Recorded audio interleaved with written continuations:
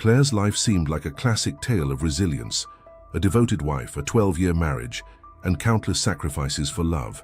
But what she didn't know was that while she was fighting a devastating cancer, her husband, Stephen, was counting the days until her death. He already had another woman, a twisted plan, and a future that didn't include her, but Stephen made one fatal mistake. He underestimated Claire.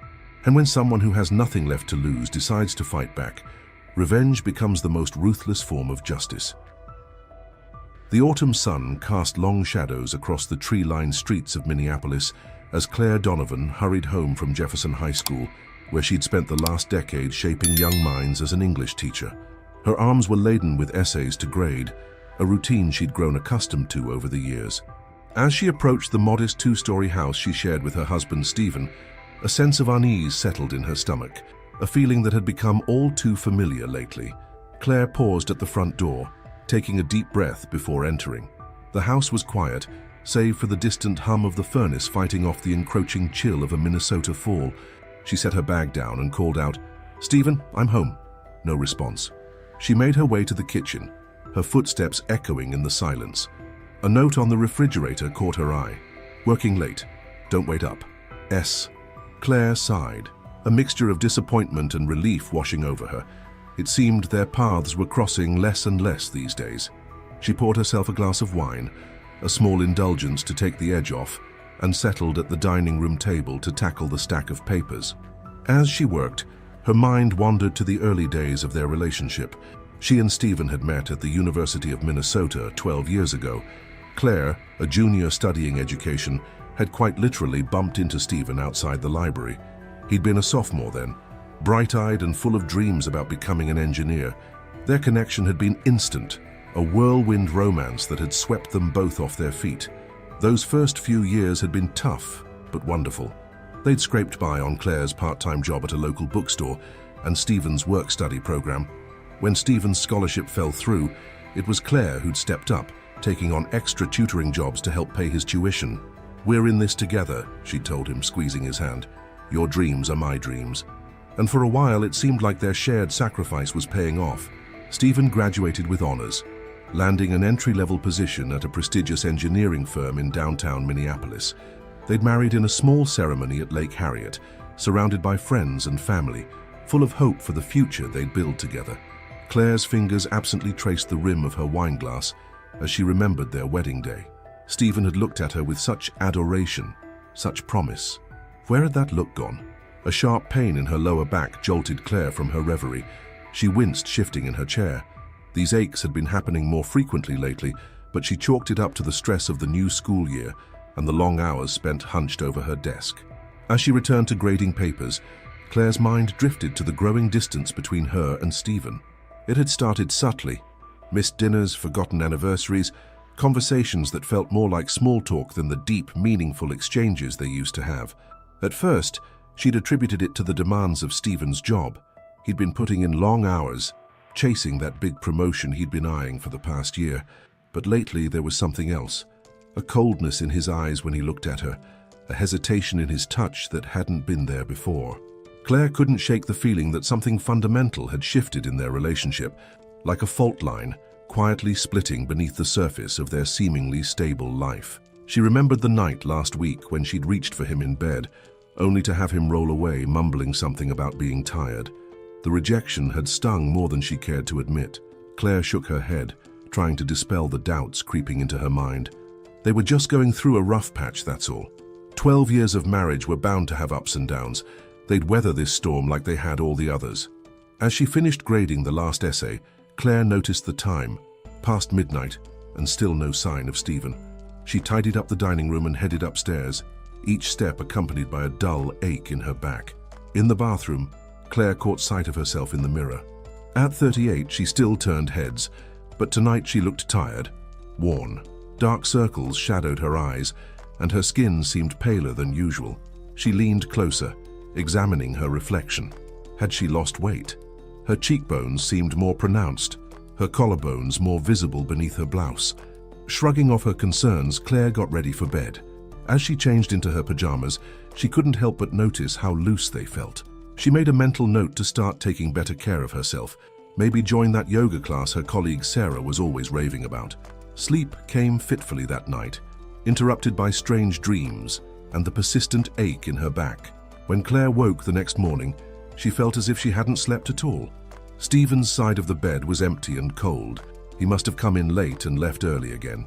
As Claire went through her morning routine, she couldn't shake the feeling of exhaustion that seemed to permeate every cell of her body. The mirror revealed dark smudges under her eyes, and her skin had a sickly pallor to it. She applied an extra layer of concealer, determined not to let her students see how tired she felt. The day dragged on, each class feeling longer than the last. By lunchtime, Claire was struggling to keep her eyes open. Her colleague Sarah noticed her fatigue. "Claire, are you feeling all right? You look a little pale," Sarah said, concern etched on her face. Claire forced a smile. "Just a bit under the weather. Nothing a good night's sleep won't fix." But deep down, Claire knew this was more than just being tired. The persistent backache, the unexplained weight loss, the bone-deep fatigue. Something wasn't right. That evening, as Claire sat alone at the dinner table, picking at a meal she had no appetite for, she made a decision. It was time to see a doctor. The next few weeks passed in a blur of doctor's appointments, blood tests, and scans. Stephen, when he was home, seemed distracted and uncomfortable with Claire's health concerns. His attempts at comfort felt hollow, rehearsed. "I'm sure it's nothing serious," he'd say, not quite meeting her eyes. "Probably just stress." But Claire could feel it in her bones. This was more than stress. Finally, on a crisp October morning, Claire sat in Dr. Patel's office, her hands clasped tightly in her lap. The doctor's face was grave as she looked up from the file in front of her. "Mrs. Donovan," Dr. Patel began, her voice gentle but firm, "I'm afraid I have some difficult news." Claire's heart pounded in her chest, a roaring in her ears nearly drowning out the doctor's next words. "The tests show an aggressive form of cancer. It's already at an advanced stage." The world seemed to tilt on its axis. Claire gripped the arms of her chair, struggling to process the information. Questions tumbled from her lips. What kind of cancer? How advanced? What were her options? Dr. Patel explained patiently, outlining treatment plans and survival rates. But Claire only half listened, her mind reeling. How would she tell Stephen? Her parents? Her students? As she left the doctor's office, Claire felt as if she were walking in a dream. The busy Minneapolis streets seemed muted, distant. She found herself in Loring Park, collapsing onto a bench as the reality of her situation crashed over her. Cancer. Advanced. Aggressive.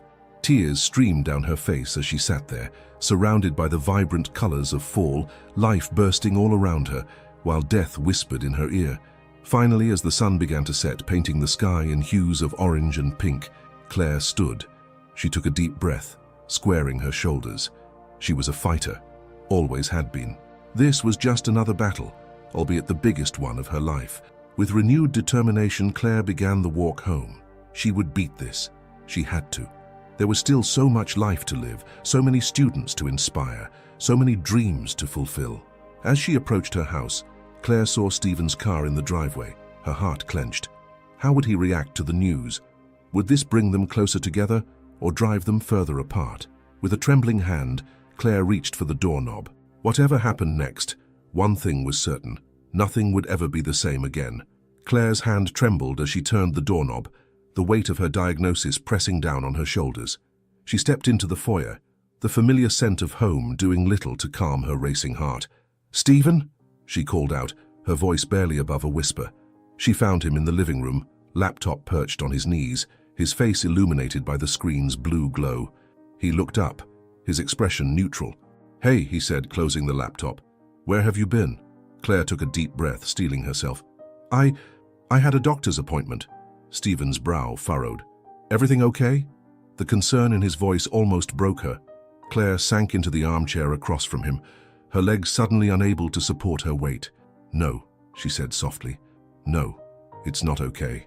As she recounted Dr. Patel's diagnosis, Claire watched Stephen's face, searching for a reaction. His eyes widened, his mouth set in a tight line, but the outpouring of emotion she had expected, tears, anger, despair, never came. "Cancer," he repeated, his voice oddly flat. "Are they sure?" Claire nodded, a lump forming in her throat. It's pretty advanced. Dr. Patel wants to start treatment right away. Stephen ran a hand through his hair, his gaze distant. What kind of treatment? Chemotherapy to start. They want to shrink the tumors before considering surgery. A heavy silence fell between them. Claire waited for Stephen to say something, anything, to hold her, to tell her they'd get through this together. Instead, he stood abruptly. "I need some air," he muttered, grabbing his jacket. Before Claire could respond, the front door slammed shut behind him. Left alone in the quiet house, Claire finally allowed herself to break down.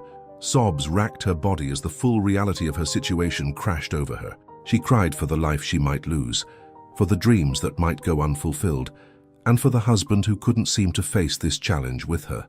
The next few weeks passed in a blur of doctor's appointments and preparations for treatment.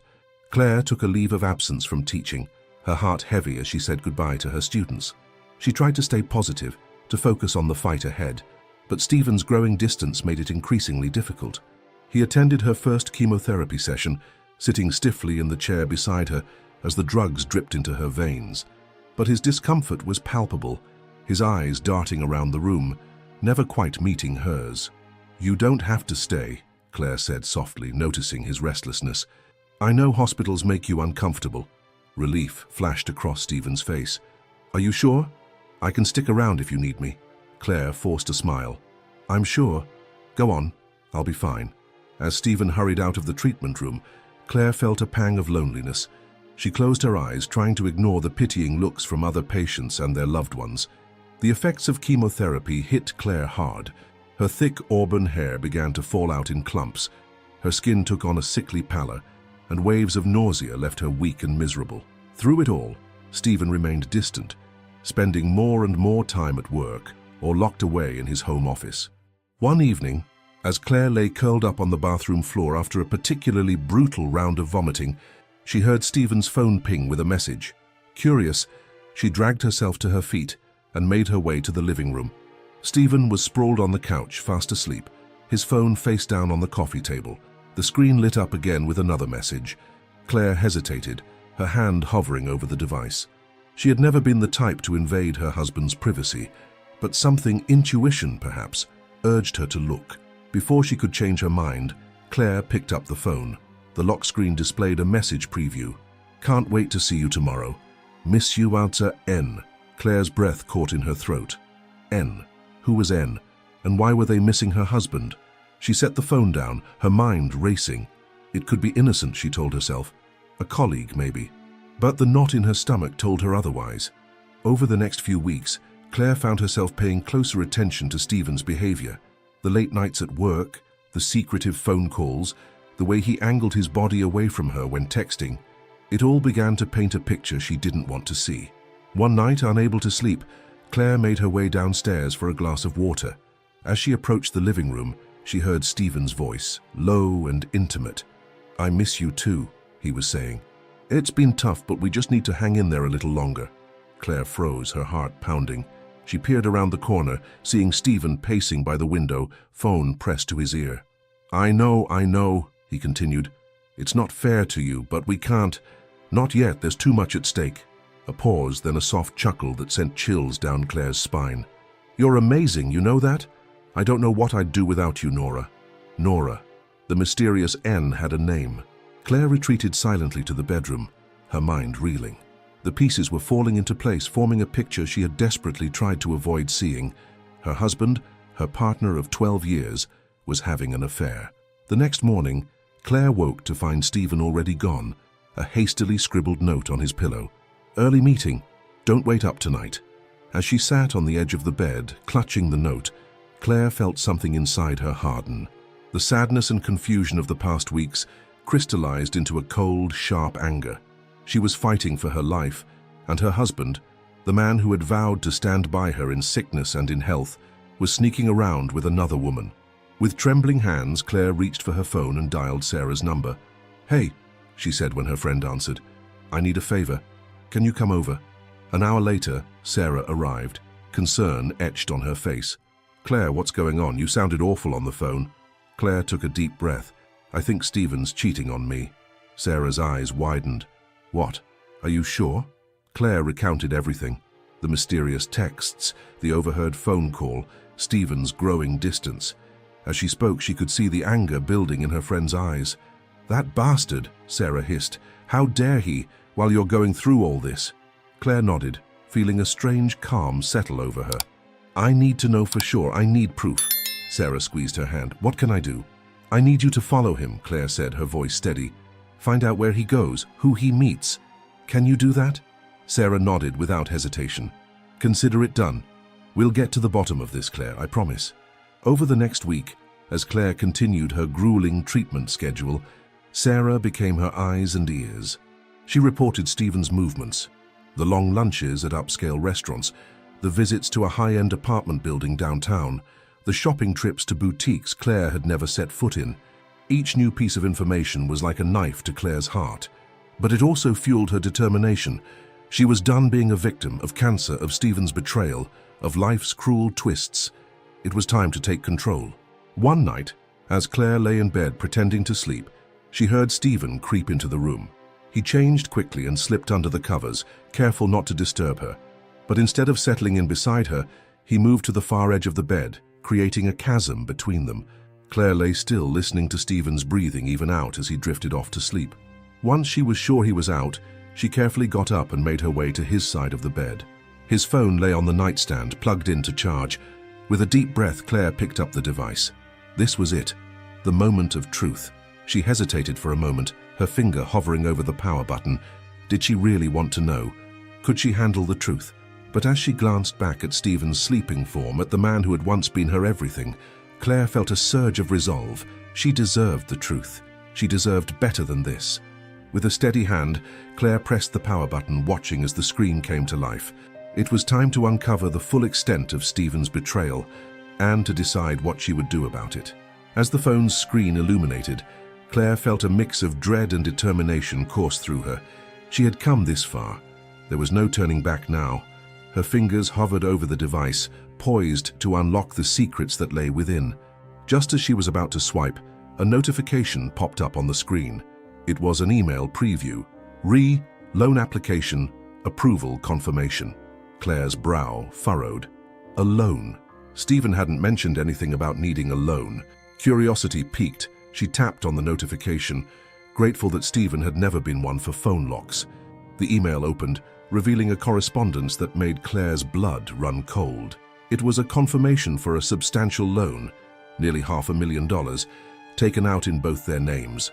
But Claire had never signed anything, never even discussed such a loan with Stephen. Her hands shaking, Claire dug deeper. She found a folder labeled Personal tucked away in a hidden directory. Inside were documents she had never seen before, loan agreements, investment papers, and most shockingly, a copy of what appeared to be Claire's signature on several legal documents. The realization hit her like a physical blow. Stephen hadn't just been emotionally unfaithful, he had committed fraud, using her name and forged signature to secure massive amounts of money. Claire's mind raced. What was he planning to do with all that money? And why go to such lengths to hide it from her? As if in answer to her unspoken questions, a text message notification popped up on the screen. It was from Nora. "Can't wait for our fresh start, baby. Just a little longer, and we'll have everything we've dreamed of." The pieces fell into place with sickening clarity. Stephen wasn't just having an affair. He was planning to leave, to start a new life with this Nora, and he was using Claire's identity, her credit, to fund this new beginning. Anger, hot and fierce, surged through Claire. All those years of support, of putting Stephen's dreams before her own, and this was how he repaid her, by stealing her identity and planning to abandon her when she needed him most. With shaking hands, Claire began to document everything she found. She forwarded emails to herself, took screenshots of text conversations, and photographed the fraudulent documents. By the time she finished, the first light of dawn was creeping through the windows. Claire placed the phone back on the nightstand, exactly as she had found it. She looked at Stephen still sleeping peacefully, unaware that his carefully constructed house of lies was about to come crashing down. As she slipped back into bed, Claire's mind was racing. She needed a plan. She needed to protect herself, both legally and financially. But more than that, she needed justice. Claire closed her eyes, but sleep was far from her mind. Instead, she began to formulate a strategy. Stephen thought he could discard her. use her illness as an opportunity to start fresh with his young mistress. He was about to learn just how badly he had underestimated the woman he had vowed to love and cherish. As the sun rose over Minneapolis, casting long shadows across the bedroom, Claire made a vow of her own.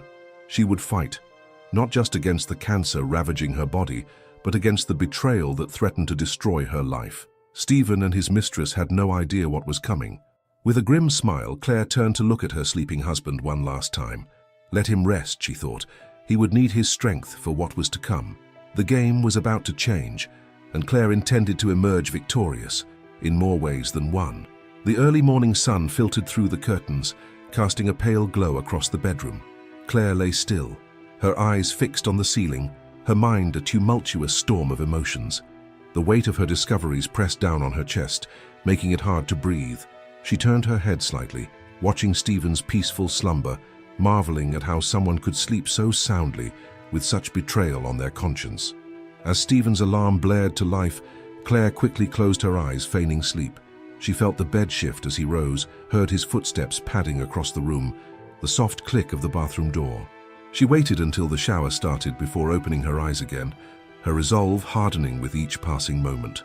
When Stephen emerged, dressed in his crisp suit and polished shoes, Claire forced herself to sit up, mustering a weak smile. "Morning," she said, her voice carefully neutral. Stephen paused, seeming almost surprised to see her awake. "Oh, morning. How are you feeling today?" The concern in his voice felt like a mockery.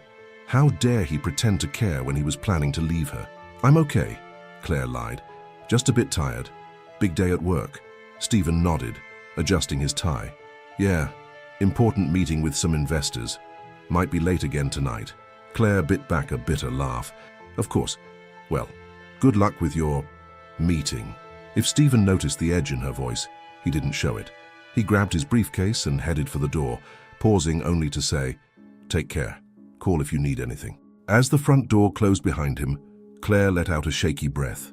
The facade of normalcy felt suffocating. She reached for her phone, dialing Sarah's number. "Sarah? It's worse than we thought.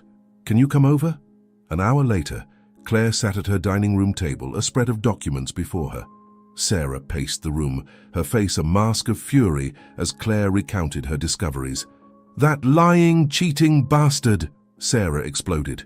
"How could he do this to you, after everything you've been through together?" Claire rubbed her temples, feeling a headache coming on. "I don't know. I keep trying to understand, to find some explanation that makes sense. But there's nothing. It's just cruel." Sarah stopped pacing, her expression softening as she looked at her friend. "Oh, Claire, I'm so sorry. What are you going to do?" Claire straightened in her chair, a determined glint in her eye. "I'm going to fight. For myself. For my future. Stephen thinks he can just discard me, use my illness as an opportunity to start fresh with his little mistress. He's about to learn how wrong he is." She picked up one of the documents, a loan agreement with both their names forged at the bottom. "First things first, I need to protect myself legally. This fraud, it's serious, Sarah. If I don't act quickly, I could be on the hook for hundreds of thousands of dollars." Sarah nodded, pulling out her phone. "I have a friend who's a lawyer, specializes in fraud cases. Let me give her a call." As Sarah stepped into the other room to make the call, Claire found herself staring at a photo on the mantel. It was from their wedding day. Stephen looking dashing in his tux, Claire radiant in white. They were laughing, eyes locked on each other, full of love and promise for the future, a future that now lay in ruins. Claire felt a tear slide down her cheek.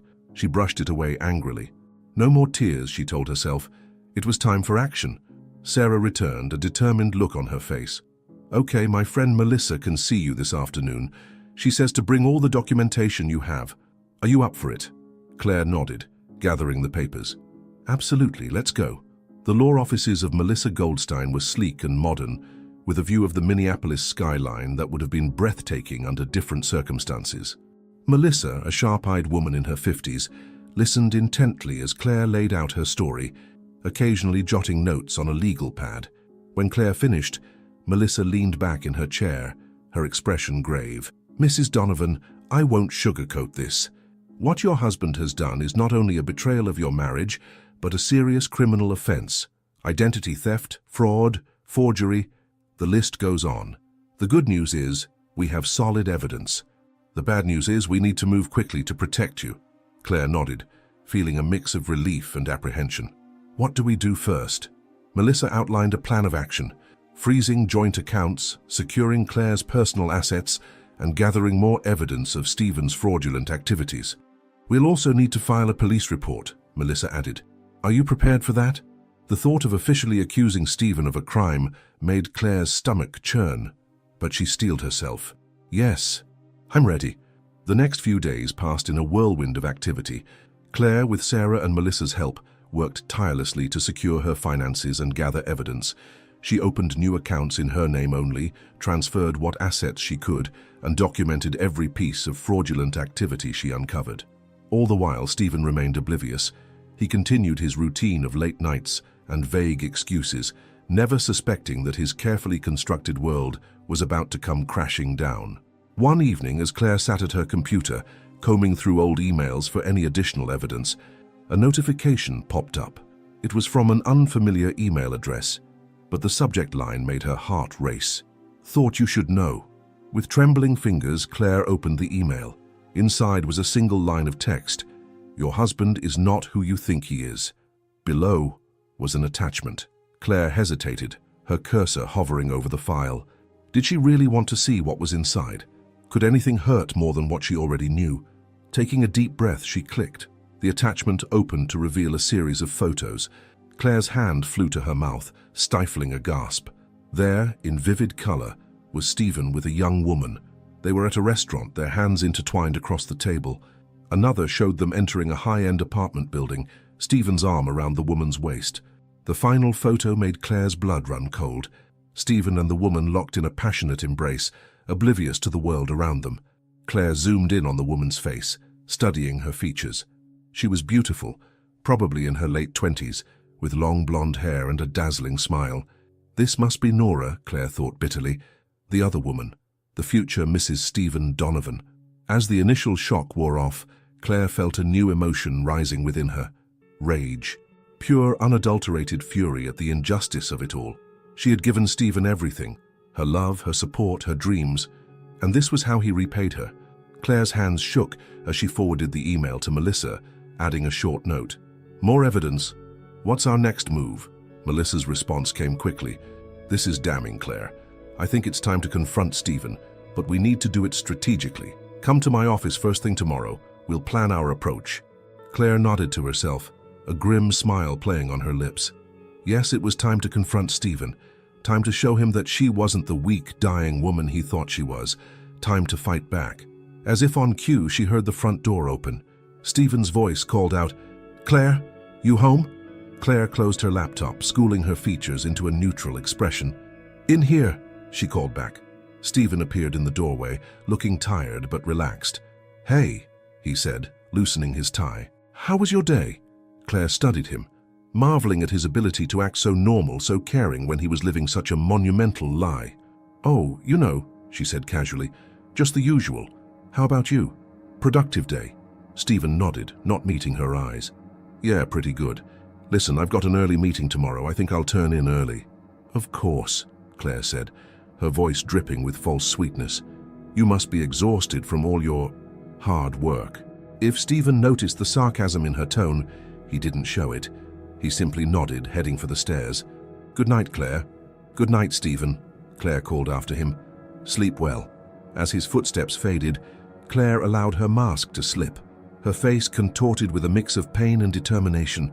Tomorrow, she thought. Tomorrow everything changes.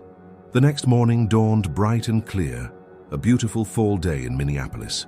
Claire dressed carefully, choosing an outfit that made her feel strong and confident, a far cry from the sickly, vulnerable woman Stephen seemed to think she was. She arrived at Melissa's office early, her nerves on edge, but her resolve unshaken. Melissa greeted her with a reassuring smile, ushering her into a conference room where Sarah was already waiting. "Okay, Claire," Melissa began, spreading out a series of documents on the table. "Here's how we're going to approach this. We've gathered irrefutable evidence of Stephen's fraud and infidelity. Our goal today is not just to confront him, but to position ourselves for the legal battle ahead." Claire nodded, taking in the lawyer's words. "What exactly do you mean by position ourselves?" Melissa's eyes gleamed with a hint of steel. "We're going to give Stephen a choice.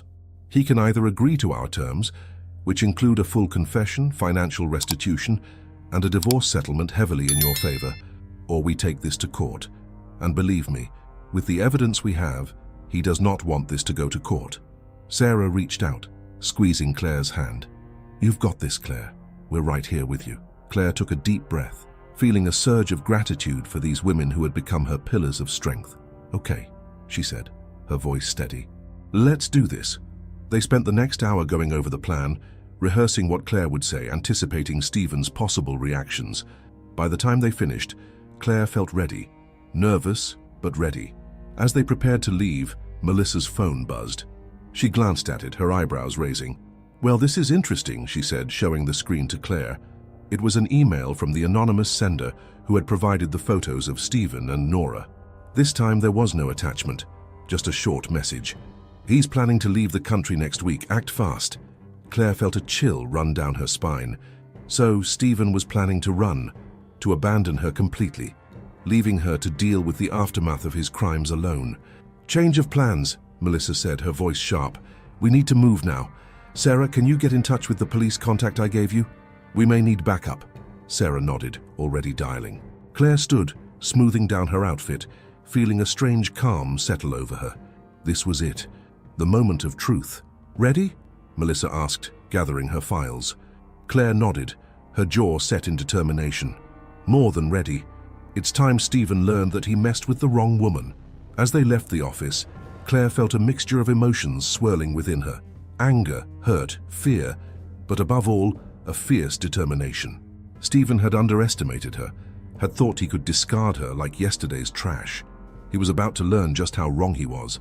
Claire climbed into Melissa's car, her heart pounding but her resolve unshaken.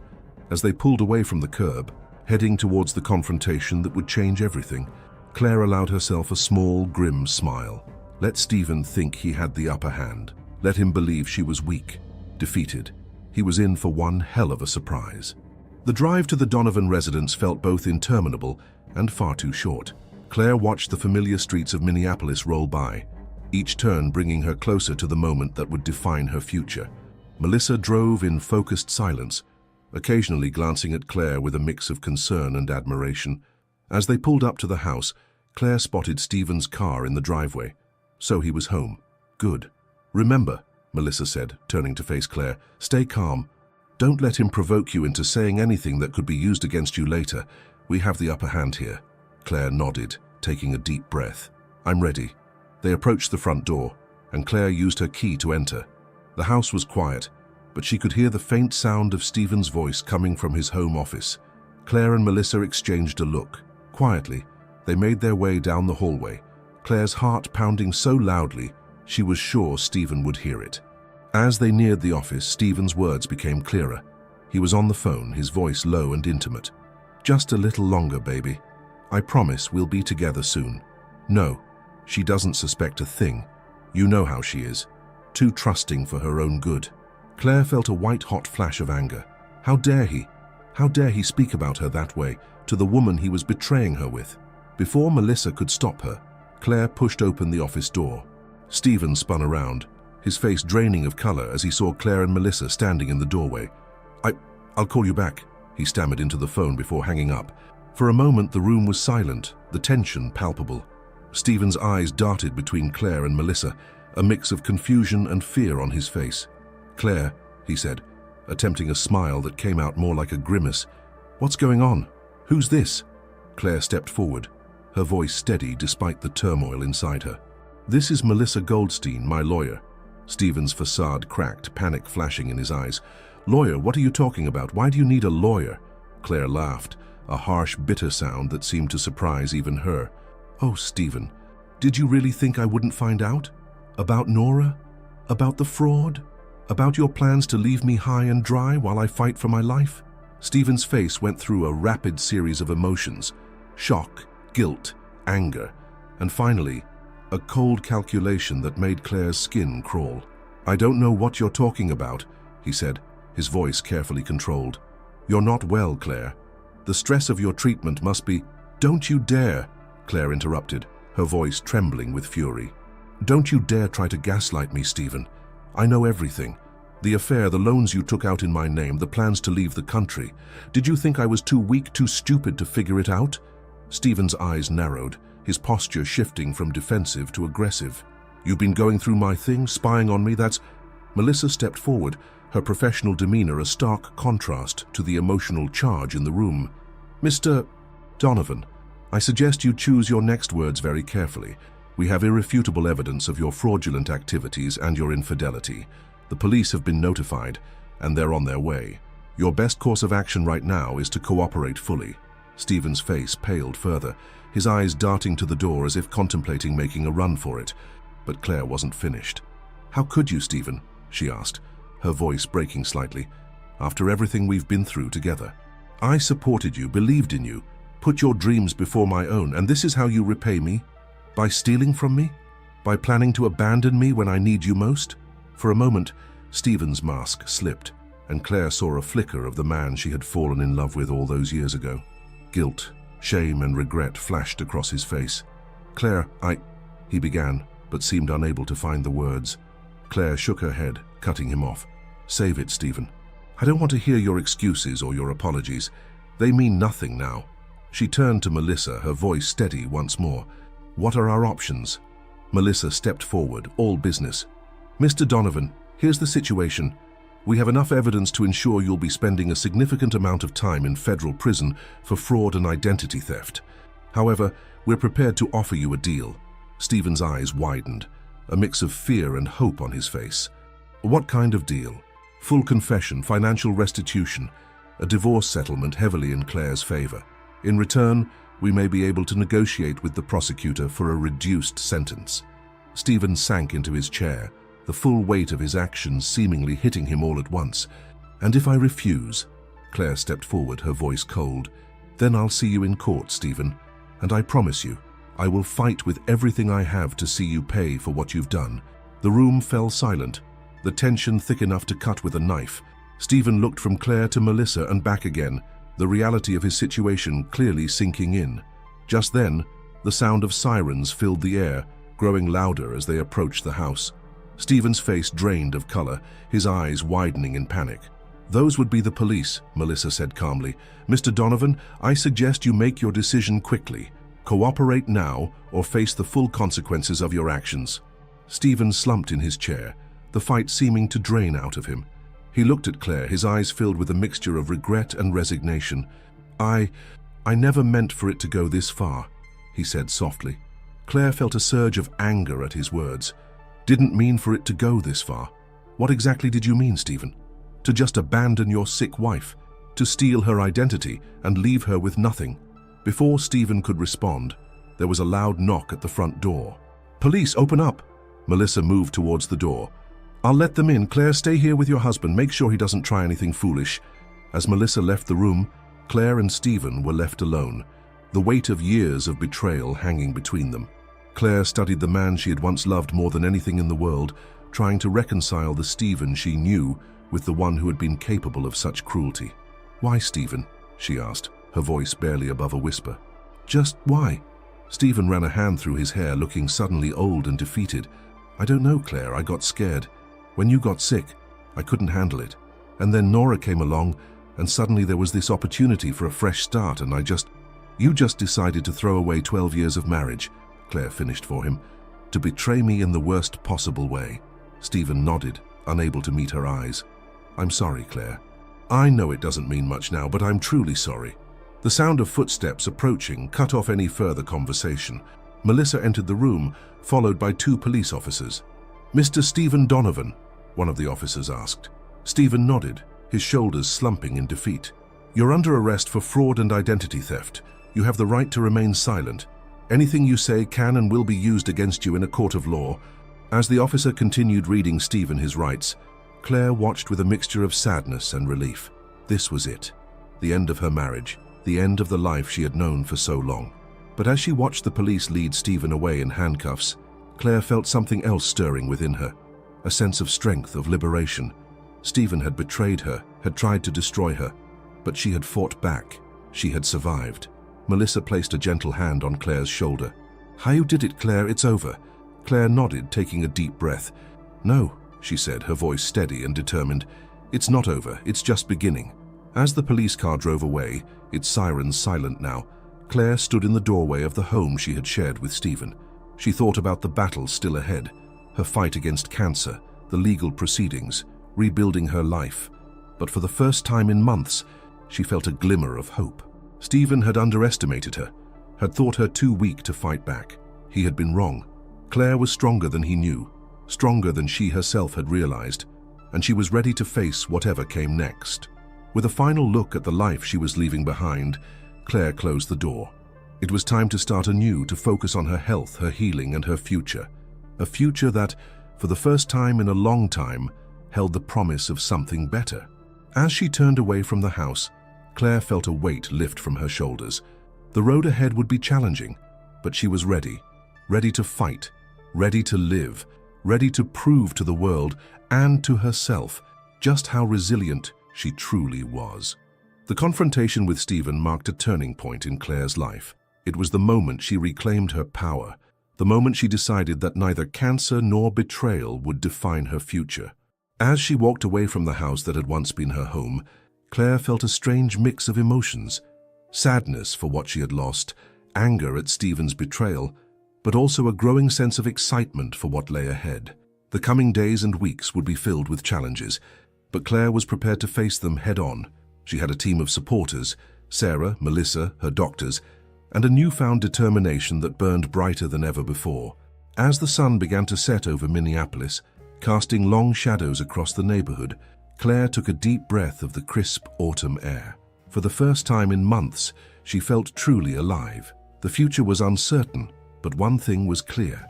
Claire Donovan was a fighter, and her story was far from over. The days following Stephen's arrest passed in a blur for Claire. The quiet of the house, once a comfort, now felt oppressive. Every corner held memories of the life she thought she had, the love she believed was real. But as the initial shock began to wear off, Claire found herself filled with a strange mix of grief and determination. One crisp morning, as the fall leaves danced outside her window, Claire's phone buzzed with a message from Melissa. "Stephen's agreed to meet. Today at 2 p.m. my office. Are you ready?" Claire stared at the message, her heart racing. Was she ready? Could anyone ever be truly ready to face the person who had betrayed them so completely? "I'll be there," she typed back, her fingers trembling slightly. As Claire entered Melissa's office that afternoon, she felt a surge of nervous energy. The room was tense, Stephen already seated across from Melissa, his lawyer by his side. He looked up as Claire entered, his face a mask of guilt and fear. "Claire," he started, but Melissa held up a hand, silencing him. "Mr. Donovan, you're here to listen, not to speak," Melissa said firmly. She turned to Claire. "Whenever you're ready." Claire took a deep breath, steadying herself. She looked directly at Stephen, the man she had once loved more than anything in the world.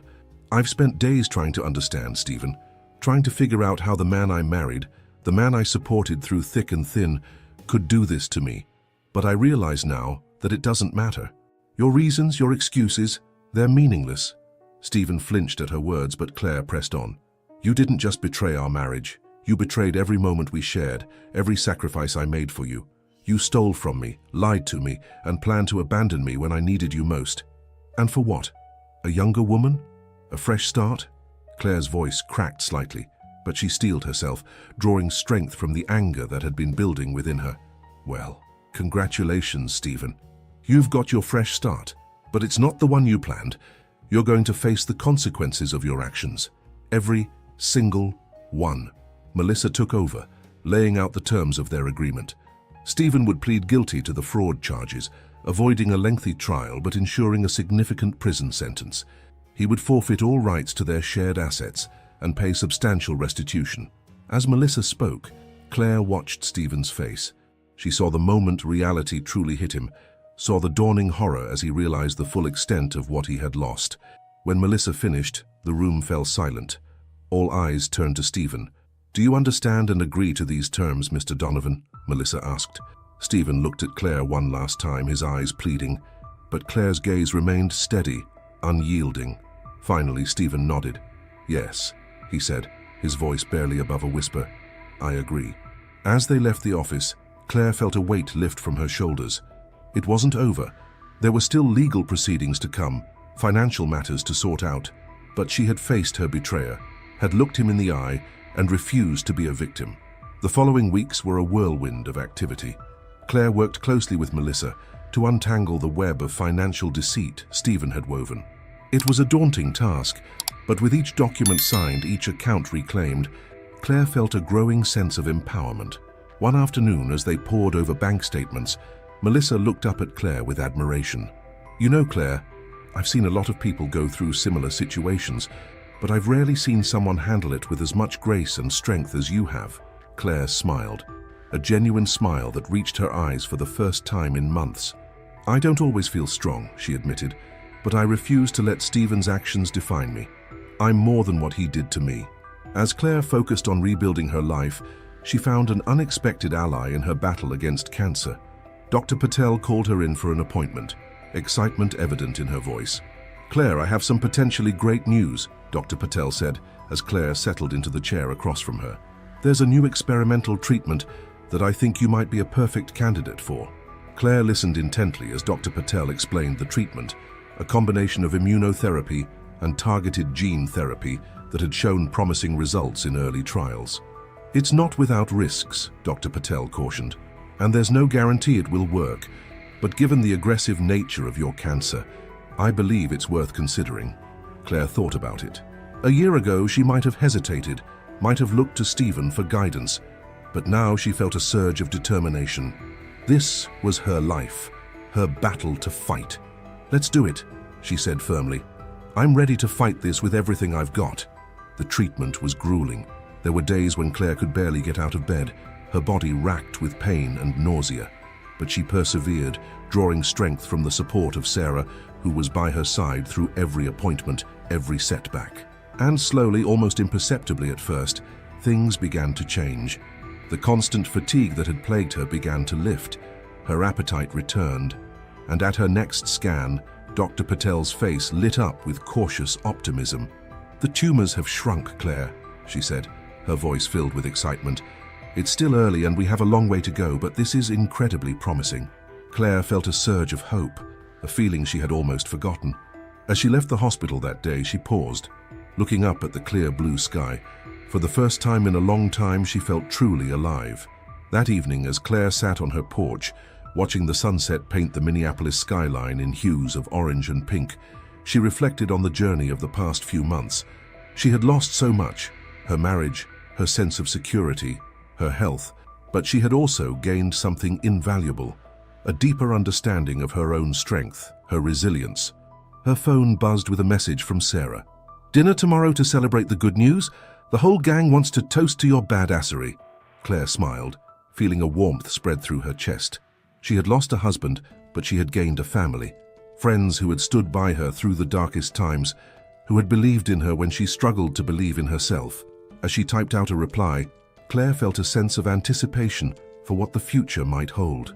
The road ahead was still uncertain, but she was no longer afraid. She had faced betrayal, fought cancer, and come out stronger. Whatever challenges lay ahead, Claire knew she could face them. The next morning, Claire woke early, feeling an energy she hadn't experienced in months. She decided to take a walk, something that had once been a daily ritual, but had become impossible as her health declined. As she strolled through her neighborhood, the crisp autumn air filling her lungs, Claire found herself noticing details she had overlooked before: the vibrant colors of the changing leaves, the cheerful chirping of birds, the warm smiles of neighbors as they passed by. Halfway through her walk, Claire's phone rang. It was Melissa. "Claire, I have some news," Melissa said, her voice serious. "Stephen's sentencing hearing has been scheduled. It's next month." Claire felt a flutter of anxiety in her stomach, but it was quickly replaced by a sense of resolve. "Thank you for letting me know, Melissa. Will I need to be there?" "You have the option to deliver a victim impact statement if you wish," Melissa explained. "It's completely up to you. Take some time to think about it." As Claire continued her walk, she mulled over Melissa's words. The idea of facing Stephen again, of speaking about the impact of his betrayal in front of a courtroom full of strangers, was daunting. But there was also a part of her that yearned for that final moment of closure. Later that day, as Claire prepared for her dinner with friends, She found herself standing in front of her closet, surveying her options. Her eyes fell on a dress she hadn't worn in years, a vibrant blue number that had always made her feel confident and beautiful. On impulse, she pulled it out and slipped it on. To her surprise, it fit perfectly. As she looked at herself in the mirror, Claire barely recognized the woman staring back at her. Gone was the sickly pallor, the defeated slump of her shoulders. In its place was a woman who stood tall, her eyes bright with life and determination. The dinner that night was filled with laughter and joy. As Claire looked around the table at the friends who had become her family, she felt a profound sense of gratitude. Sarah raised her glass in a toast. "To Claire," she said, her voice filled with emotion. "The strongest, bravest, most inspiring woman I know. You faced the unimaginable with grace and courage, and we are all in awe of you." As everyone clinked glasses, Claire felt tears prick at her eyes. But for the first time in a long time, they were tears of happiness. The next few weeks flew by in a whirlwind of activity. Claire continued her treatment, each day bringing new signs of improvement. She threw herself into physical therapy, determined to regain the strength she had lost. She also made a decision about Stephen's sentencing hearing. After much reflection, Claire decided she would deliver a victim impact statement, not for Stephen's benefit, but for her own, a final act of reclaiming her narrative. The day of the hearing arrived, crisp and clear. As Claire entered the courthouse, she felt a mix of emotions, nervousness, anger, but also a sense of empowerment. She had prepared her statement carefully, each word a testament to her journey. When it was her turn to speak, Claire approached the podium, her head held high. She looked directly at Stephen, seated at the defendant's table, as she began to speak. "Your Honor, I stand before you today not as a victim, but as a survivor. The man seated here today, the man I once called my husband, tried to destroy me. He betrayed my trust, stole my identity, and planned to abandon me at the moment I needed him most." Claire paused, taking a deep breath before continuing. "But he failed, because what he didn't realize, what I didn't realize until I was forced to fight for my life in more ways than one, is that I am stronger than any betrayal, any illness, any attempt to break me." As Claire continued her statement, she saw Stephen's shoulders slump, saw the weight of his actions finally settle upon him. But Claire wasn't speaking for him anymore. She was speaking for herself, for every person who had ever been betrayed, for every cancer patient fighting for their life. "I stand here today, Your Honor, not seeking vengeance but justice. And more than that, I stand here as living proof that it is possible to face the unimaginable and come out stronger on the other side." As Claire finished her statement, a hush fell over the courtroom. She returned to her seat, feeling a sense of peace wash over her. Whatever sentence Stephen received, she had said her piece. She had reclaimed her story. The judge's sentence was harsh. Years in federal prison, hefty fines, restitution payments. As the bailiff led Stephen away, he turned to look at Claire one last time. But Claire didn't meet his gaze. She was already looking ahead, to the future that awaited her. That evening, as Claire sat on her porch watching the sun set, she felt a profound sense of closure. The chapter of her life that included Stephen was truly over. But rather than feeling sad or lost, Claire felt a sense of excitement for what lay ahead. Her phone buzzed with a message from Dr. Patel. "Great news from your latest tests. The treatment is working better than we could have hoped. Keep fighting, Claire. You're winning." Claire smiled, feeling a surge of hope and determination. She had faced betrayal and emerged stronger. She was fighting cancer and winning. The future was uncertain, but for the first time in a long time, Claire was excited to see what it held. As the last rays of sunlight painted the sky in brilliant hues of orange and pink, Claire made a silent promise to herself. She would continue to fight, to grow, to live every day to its fullest. Because she was Claire Donovan, survivor, fighter, and now, finally, the author of her own story. The cool evening breeze carried the scent of autumn, a reminder of the changing seasons. For Claire, it felt symbolic of the transformation in her own life. As she sat on her porch, reflecting on the tumultuous journey of the past months, she felt a deep sense of peace settling over her. The neighborhood was quiet, save for the distant laughter of children playing and the occasional car passing by. Claire closed her eyes, savoring the moment. She thought about how far she had come, from the depths of betrayal and illness to this point of strength and hope. Her mind wandered to the experimental treatment that had given her a new lease on life. Dr. Patel's words echoed in her mind. The treatment is working better than we could have hoped. It felt like a miracle, a second chance she hadn't dared to hope for in her darkest moments. Claire opened her eyes, gazing at the darkening sky.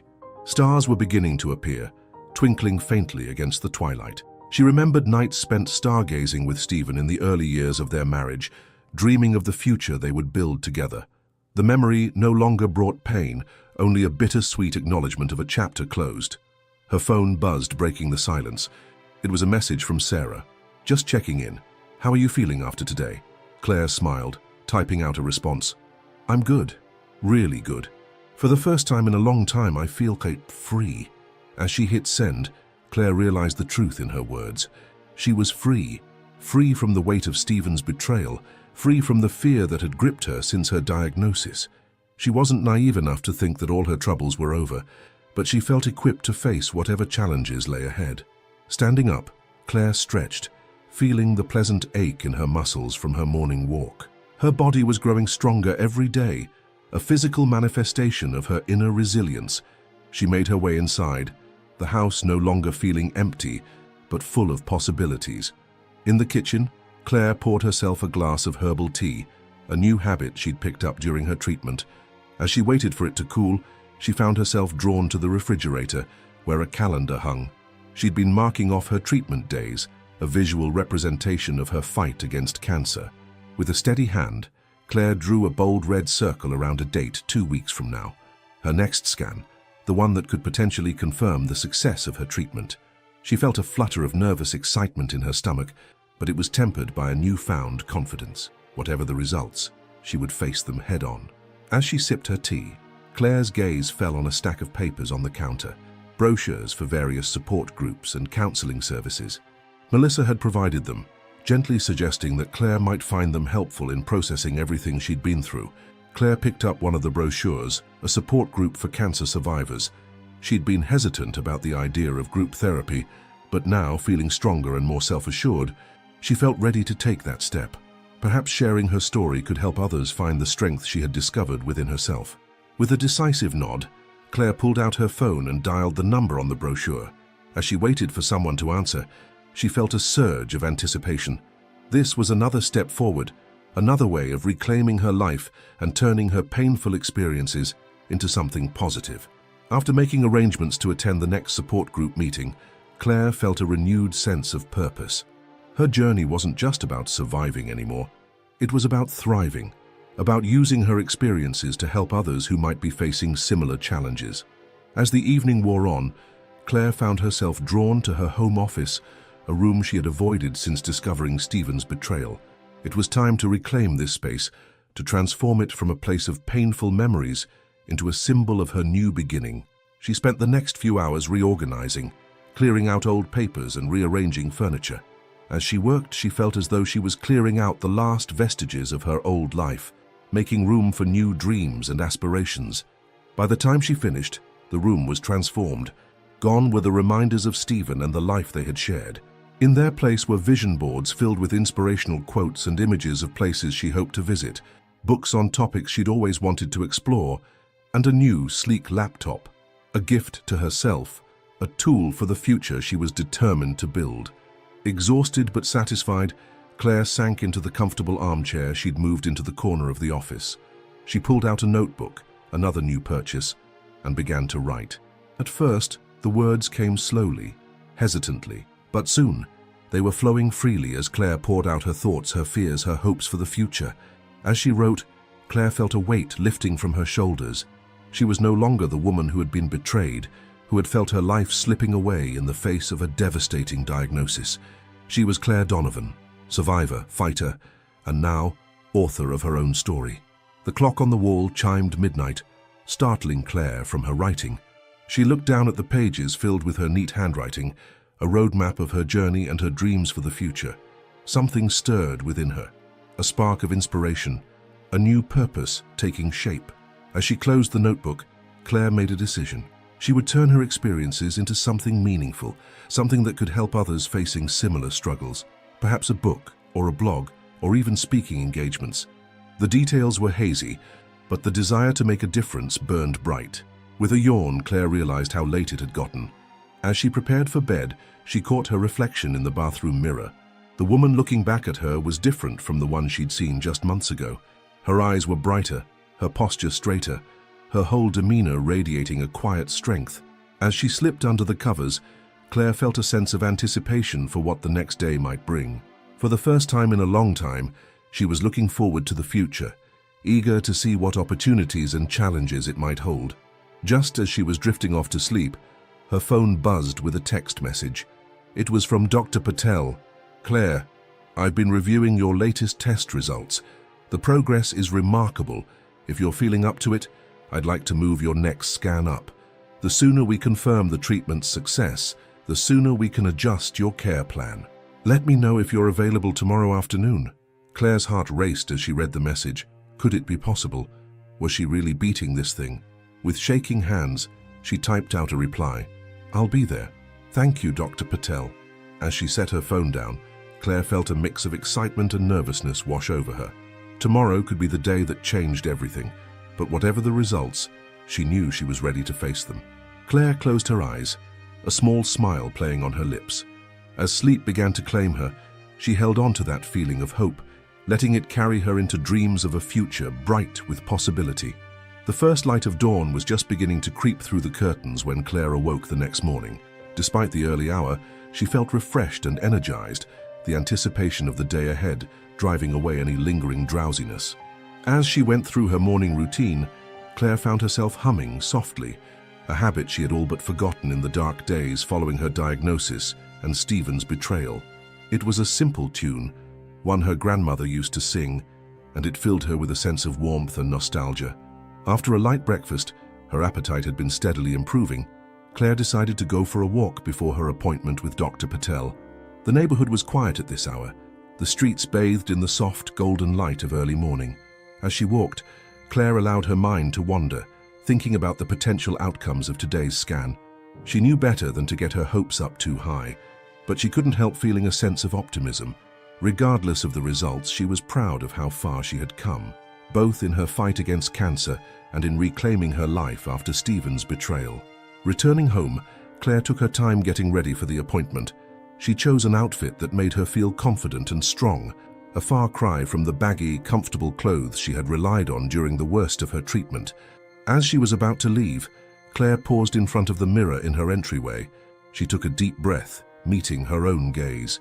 "Whatever happens today," she said to her reflection, "you've got this. You're stronger than you know." The drive to the hospital was a blur of familiar streets and buildings.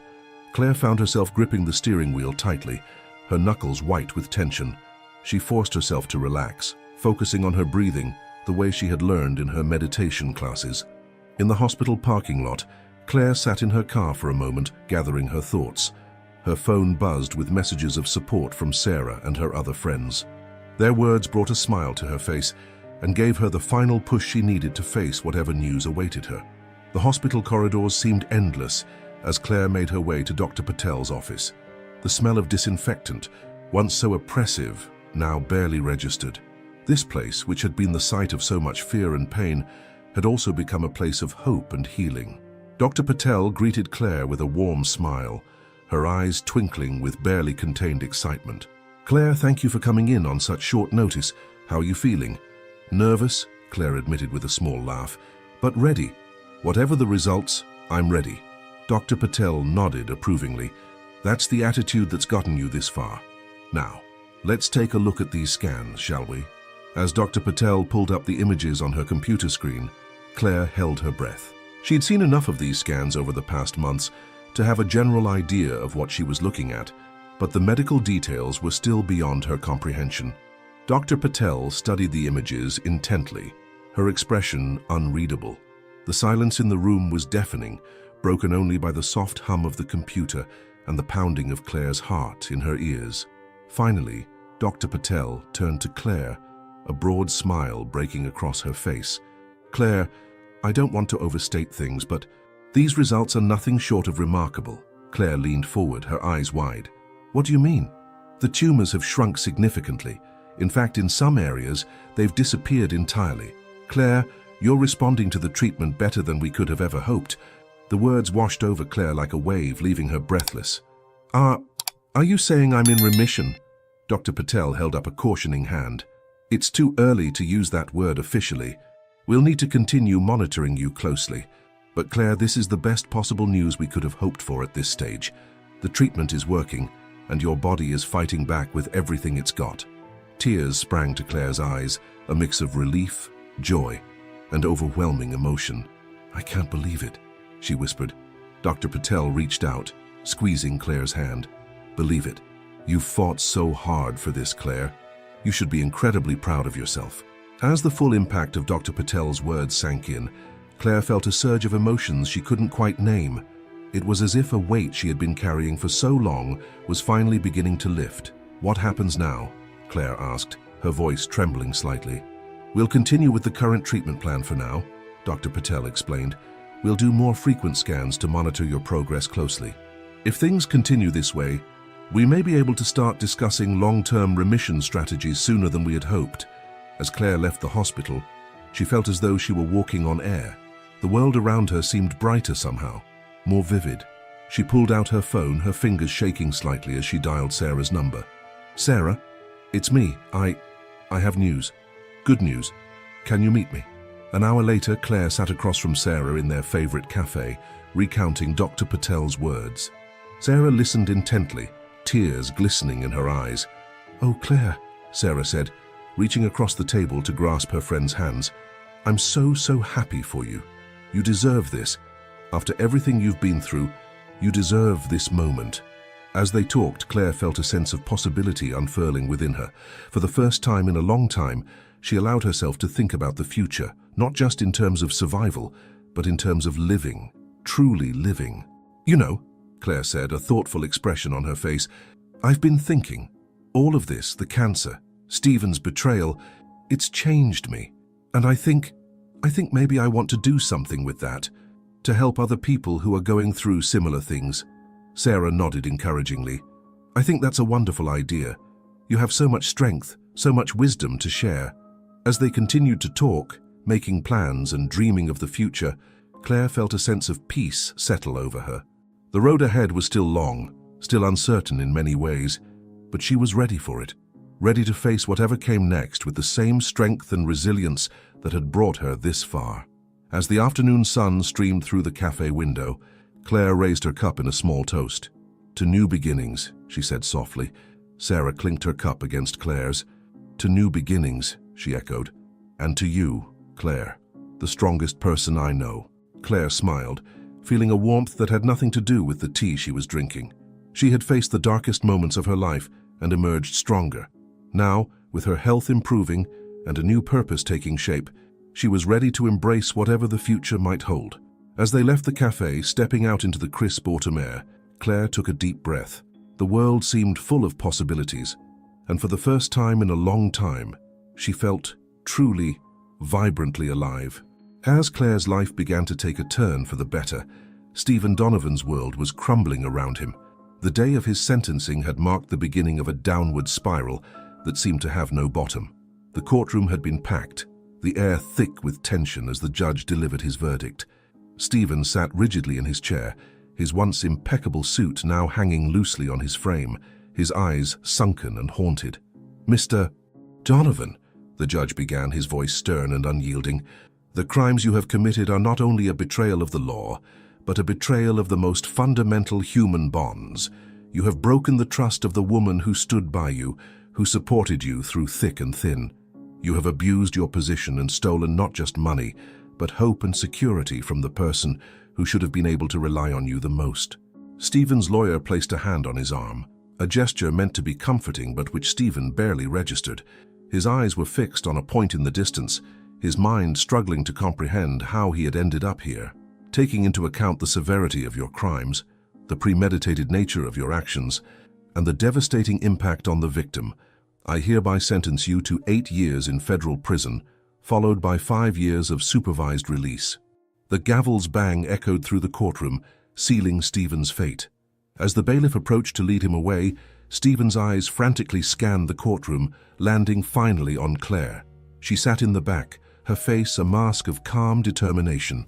Their eyes met for a brief moment, and Stephen saw something in Claire's gaze that broke him more than the sentence ever could: indifference. As he was led out of the courtroom, Stephen's mind raced. 8 years. 8 years of his life, gone. His career, his reputation, his future, all destroyed by his own hand. The first few weeks in prison were a blur of processing, orientation, and the harsh reality of his new life setting in. Stephen, once a respected engineer with a corner office, now found himself in a 688 cell, sharing space with a man convicted of armed robbery. It was during his 3rd week, as he sat in the prison's common area, that the final blow came. A guard approached, holding an envelope. "Donovan," the guard called out gruffly, "mail for you." Stephen took the envelope with trembling hands. He recognized Nora's handwriting immediately, and for a moment, a flicker of hope ignited in his chest. Nora, his beacon of light in this darkness. Nora, for whom he had risked everything. He tore open the envelope, his eyes devouring the words, "Stephen, I'm sorry, but I can't do this anymore. When we started this relationship, it was exciting, an escape.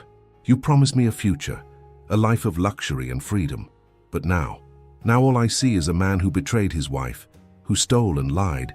I realize now that if you could do that to someone who loved you for years, what would stop you from doing the same to me?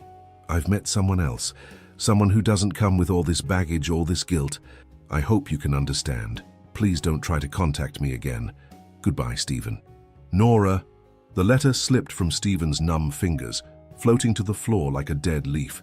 He sat there, motionless, as the reality of his situation crashed over him in waves. He had lost everything: his freedom, his career, his wife, and now, the woman for whom he had thrown it all away. That night, lying on his hard prison bunk, Stephen felt the full weight of his actions descend upon him. The darkness that had been creeping at the edges of his mind for weeks now engulfed him completely. Sleep eluded him, replaced by an endless parade of memories.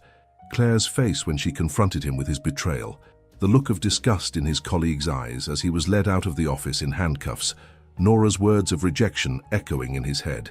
The days that followed blurred together, a monotonous cycle of meals, work assignments, and long hours of introspection.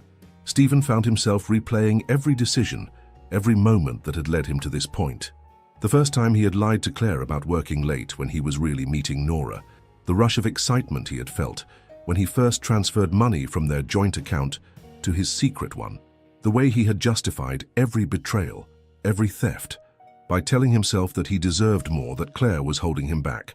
Now, stripped of everything, Stephen was forced to confront the ugly truth of who he had become. The realization was devastating. It was during his 4th month in prison that Stephen hit rock bottom. The prison psychiatrist had prescribed him antidepressants, but they did little to quell the storm raging in his mind. One night, as his cellmate snored softly in the bunk below, Stephen made a decision. Using a sharpened plastic spoon he had carefully crafted over weeks, Stephen began to saw at his wrists. The pain was sharp, immediate, but it paled in comparison to the emotional agony he had been enduring. As blood began to trickle down his arms, Stephen closed his eyes, hoping for an end to the torment. But fate, it seemed, had other plans. His cellmate, waking for a late-night bathroom trip, saw the blood and immediately called for help. Guards rushed in, medical staff were summoned, and Stephen was whisked away to the prison infirmary. As he lay there, wrists bandaged, under the harsh fluorescent lights of the infirmary, Stephen felt a strange sense of calm wash over him. He had tried to end it all, to escape the consequences of his actions, and he had failed, just as he had failed at everything else. The next morning, as sunlight streamed through the barred windows of the infirmary, a guard approached Stephen's bed. "Donovan," the guard said, his voice gruff but not unkind, "you've got a visitor." Stephen's heart leapt. Could it be Nora? Had she heard about his suicide attempt and had a change of heart? Or perhaps his parents finally breaking their silence? But as he was led to the visitation area, his steps faltering and weak from blood loss, Stephen saw a familiar figure waiting for him. Claire. She sat at the metal table, her back straight, her face a careful mask of neutrality. As Stephen was guided to his seat across from her, he searched her eyes for some hint of emotion, anger, pity, anything. But Claire's gaze was steady, revealing nothing. "Hello, Stephen," she said, her voice soft but firm. Stephen opened his mouth to speak, but no words came out. What could he possibly say to this woman he had wronged so deeply? Claire took a deep breath, her hands clasped tightly on the table in front of her. "I heard about what happened. Your attempt." Stephen looked down at his bandaged wrists, shame washing over him. "Claire, No, Stephen," Claire interrupted, holding up a hand. "I'm not here for your apologies or explanations. I'm here because, despite everything, I needed to see for myself that you were okay." Stephen felt tears pricking at his eyes. After everything he had done, Claire still cared enough to check on him. The realization made him feel even worse. "I don't deserve your concern," he mumbled, unable to meet her gaze. "This isn't about what you deserve, Stephen," Claire said, her voice taking on a hint of steel. "This is about me. About the fact that, for better or worse, you were a part of my life for over a decade. I needed to see you to understand." Stephen finally looked up, really seeing Claire for the first time since she had entered. She looked different, healthier, stronger. There was a light in her eyes that he hadn't seen in years, long before her cancer diagnosis. "You look well," he said softly. A small smile played at the corners of Claire's mouth. "I am well. My latest scans..." "The cancer's in remission, Stephen. I'm going to be okay." The news hit Stephen like a physical blow. Claire, who he had been ready to abandon in her darkest hour, was beating the odds. While his life fell apart, she was putting hers back together. That's wonderful, Claire. I'm so happy for you." The words felt inadequate, but they were sincere. Claire nodded, acknowledging his words. "I've had a lot of time to think, Stephen. About us, about what happened. And I need you to understand something." Stephen leaned forward slightly, hanging on her every word. "I am not your victim," Claire said, her voice strong and clear. "What you did was terrible, unforgivable even, but I refuse to let it define me. I refuse to let you define me." Stephen felt a lump forming in his throat. "Claire, I'm so sorry. For everything. I know it doesn't change anything, but I need you to know that I regret every decision I made, every lie I told." Claire's expression softened slightly. "I believe you, Stephen, but you're right, it doesn't change anything. What's done is done. We can't go back." They sat in silence for a moment, the weight of their shared history hanging between them. "Why did you come, Claire?" Stephen finally asked. "After everything I did, why bother?" Claire took a deep breath, considering her words carefully. "I came because I needed closure, Stephen. I needed to see you, to talk to you, one last time, to say goodbye properly." Stephen felt his heart constrict. "Goodbye?" Claire nodded. "Yes, goodbye. Stephen, I've moved on. I'm building a new life for myself, one where I'm not defined by my relationship with you or by my illness. I'm writing a book, sharing my story to help others who have been through similar experiences." As Claire spoke, Stephen saw a transformation come over her. She sat up straighter, her eyes shining with purpose and determination. "I forgive you, Stephen," Claire said, her words hitting him like a thunderbolt. "Not for your sake, but for mine. Carrying around anger and resentment was only hurting me. So I'm letting it go. I'm letting you go." Stephen felt tears sliding down his cheeks, unchecked. "I don't deserve your forgiveness, Claire." "Maybe not," Claire agreed, "but that's not the point. I'm not forgiving you to make you feel better. I'm doing it so I can move forward, unburdened by the past." She stood up, smoothing down her blouse. "This is goodbye, Stephen. I truly hope you find a way to make peace with yourself, to rebuild your life when you get out of here. But that's not my concern anymore. My life is waiting for me, and I intend to live it to the fullest." Stephen watched speechless as Claire turned to leave. At the last moment she paused, looking back at him. "Take care of yourself, Stephen," she said softly, and then she was gone, the door closing behind her with a final sounding click. Stephen sat there long after Claire had left, his mind reeling. He had expected anger, resentment, perhaps even gloating over his downfall. But this calm strength, this forgiveness, was something he had never anticipated. As he was led back to his cell, Stephen felt something shift inside him. The darkness that had been his constant companion these past months seemed to recede slightly. In its place, a tiny spark of something he hadn't felt in a long time began to glow. Hope. Claire's words echoed in his mind. I refused to let it define me. If she could move on, could rebuild her life from the ashes he had left behind, then maybe, just maybe, he could find a way to do the same. That night, For the first time since his imprisonment, Stephen slept without nightmares, and when he woke the next morning, he made a decision. He would use his time here to reflect, to understand how he had gone so wrong, and to find a way to become a person worthy of the second chance he had been given. As Stephen began his long journey towards redemption, Claire stepped out of the prison gates, blinking in the bright sunlight. She took a deep breath, filling her lungs with the crisp autumn air.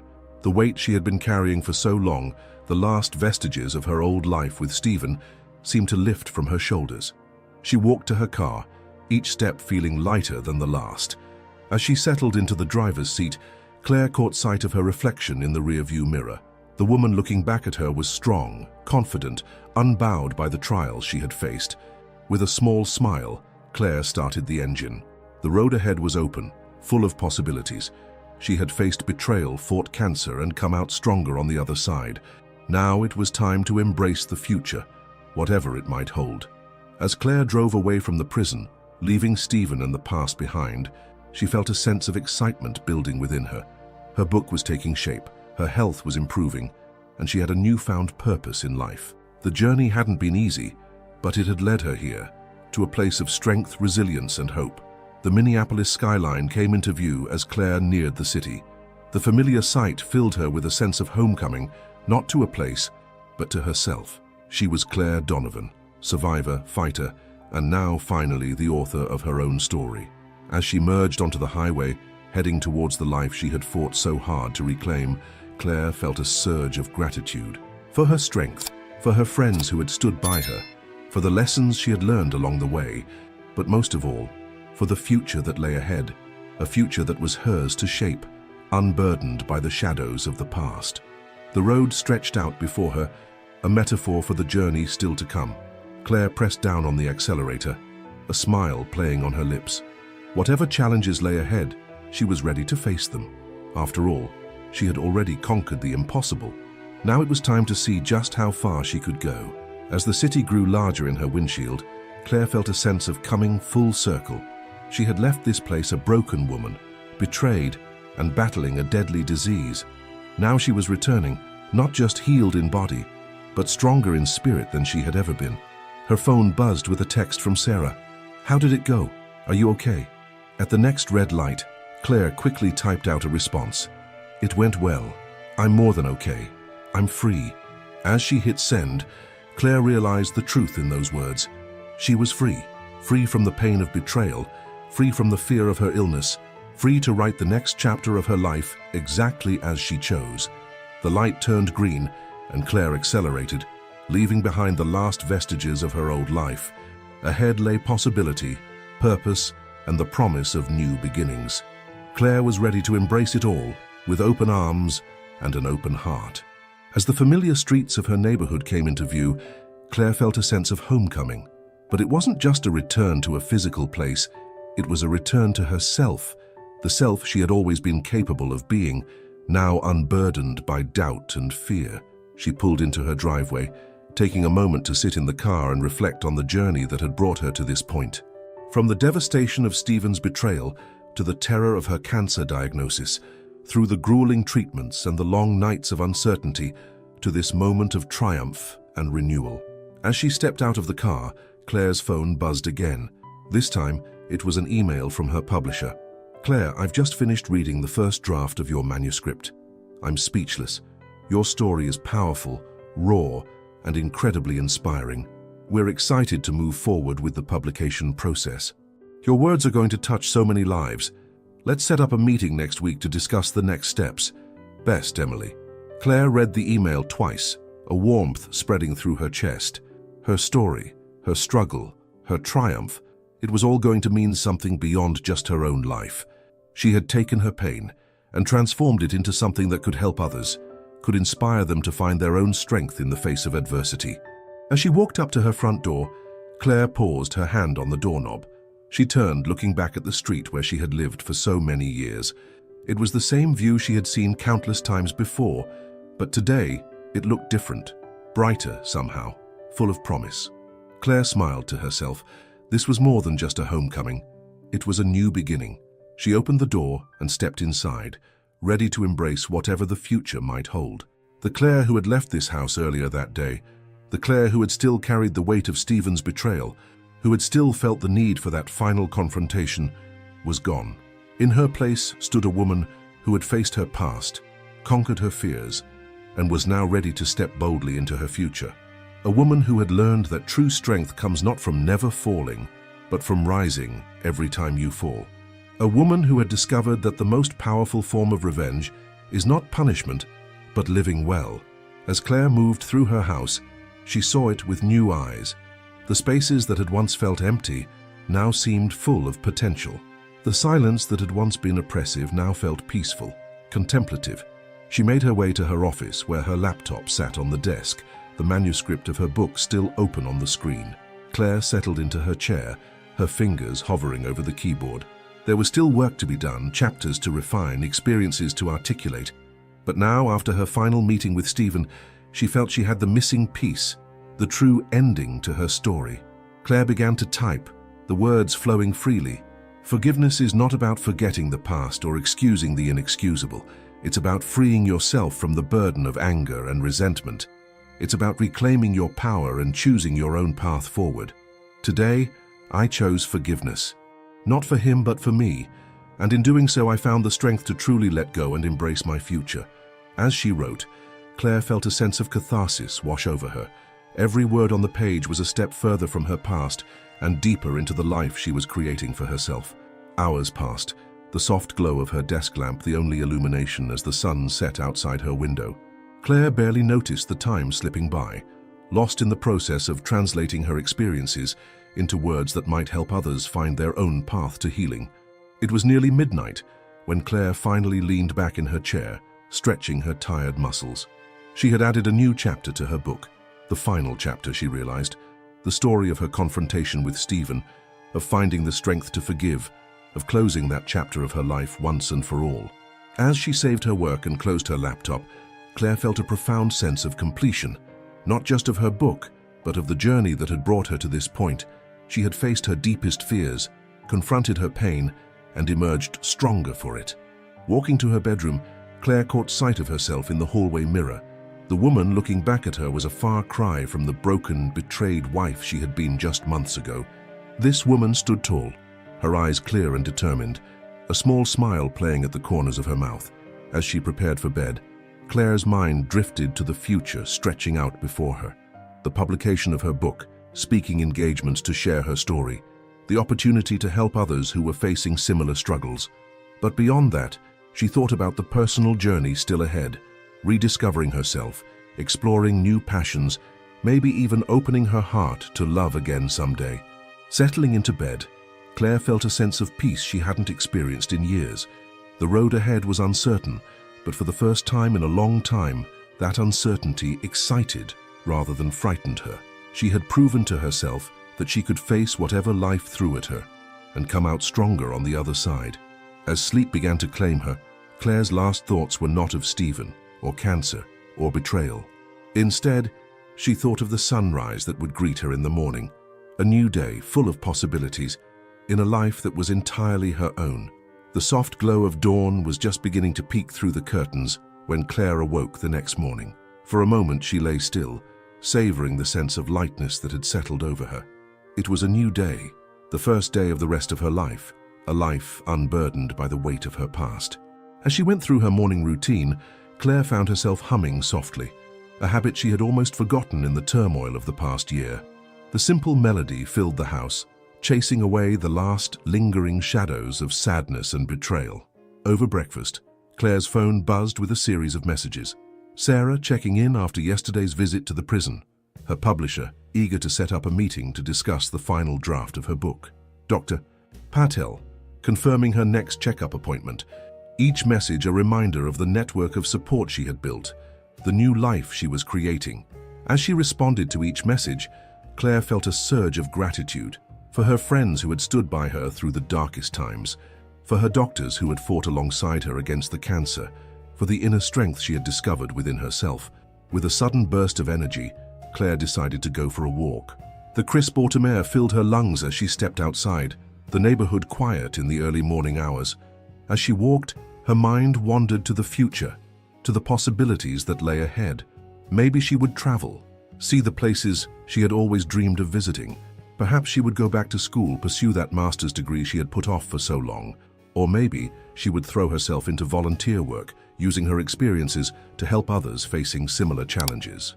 The world felt open, full of potential, and for the first time in a long time, Claire felt ready to embrace it all. As she rounded the corner back onto her street, Claire's phone buzzed again. It was an email from a women's shelter in downtown Minneapolis. They had heard about her story through a mutual contact and were wondering if she would be interested in speaking at their annual fundraiser. Claire felt a spark of excitement as she read the email. This was it, the first step towards using her experiences to make a difference in others' lives. Without hesitation, she typed out a reply, agreeing to meet with the shelter's director to discuss the opportunity. As she hit send, Claire realized she was smiling. Not the forced smile she had worn so often during her treatment, or the sad smile that had become her default during the worst of Stephen's betrayal. This was a real, genuine smile, the smile of someone looking forward to the future. Returning home, Claire headed straight for her office. She had work to do, a speech to prepare, a book to finish, a life to live. As she settled into her chair, fingers poised over the keyboard, Claire felt a sense of purpose wash over her. She began to type, the words flowing easily. Every ending is also a beginning. Today I choose to focus not on what I've lost, but on what I've gained. Strength, resilience, self-discovery, the power to forge my own path. This is not the end of my story, it's only the beginning. As the sun climbed higher in the sky, bathing her office in warm light, Claire continued to write. She wrote of pain and healing, of betrayal and forgiveness, of fear and courage. But most of all, she wrote of hope. Hope for herself, and hope for anyone else who might find themselves facing their own darkest hour. This was her story, a story of survival, of resilience, of the indomitable human spirit. And as Claire poured her heart onto the page, she knew that the best chapters were still to come. The seasons changed, and with them, Claire's life continued to transform. As winter gave way to spring, the world around her seemed to mirror her own rebirth. The trees in her neighborhood burst into bloom, a vibrant reminder of life's resilience and the promise of new beginnings. Claire's days took on a new rhythm, one filled with purpose and possibility. Her mornings often began with yoga or a brisk walk, a celebration of her body's strength and vitality. The simple act of moving freely, without pain or fatigue, never failed to fill her with gratitude. Her book, Rising, A Journey of Healing and Redemption, hit the shelves in early spring. The response was overwhelming. Letters and emails poured in from readers around the country, many sharing their own stories of survival and thanking Claire for giving voice to their experiences. One particularly touching letter came from a woman named Maria in Arizona. Dear Claire, I can't express how much your book has meant to me. I'm currently going through chemotherapy, and there are days when the pain and fear feel insurmountable, but your words have given me hope. If you could face betrayal and cancer and come out stronger, then maybe I can too. Thank you for sharing your story. It's become a lifeline for me. Reading Maria's words, Claire felt a warmth spread through her chest. This was why she had written the book, why she had laid bare her most painful experiences. If her story could help even one person find the strength to keep fighting, it was all worth it. The success of her book led to speaking engagements across the country. Claire found herself addressing audiences of cancer survivors, women's groups, and even corporate events focused on resilience and overcoming adversity. Each time she stood at the podium, sharing her story and the lessons she had learned, Claire felt a sense of purpose that went beyond anything she had experienced before. One evening, after a particularly powerful speaking event in Chicago, Claire returned to her hotel room and caught sight of herself in the mirror. The woman looking back at her was a far cry from the broken, betrayed wife she had been just a year ago. This woman stood tall, her eyes bright with confidence and purpose. She had not only survived, she had thrived. As Claire prepared for bed, her phone buzzed with a text from Sarah. Just saw you on the local news. You were amazing as always. So proud of you, Claire. Can't wait to have you back home. Claire smiled, feeling a rush of affection for her friend. Sarah had been her rock through the darkest times, and now she was there to celebrate the brightest moments too. Back in Minneapolis, Claire's life continued to evolve. She had moved out of the house she had shared with Stephen, finding a cozy apartment overlooking one of the city's many lakes. The space was entirely her own, decorated with artwork she loved and filled with books that inspired her. One sunny afternoon, as Claire was returning from a meeting with her publisher, she bumped into an old colleague from her teaching days. "Claire Donovan," the man called out, a smile breaking across his face. Claire turned, recognizing David Anderson, who had taught history at the same high school where she had worked.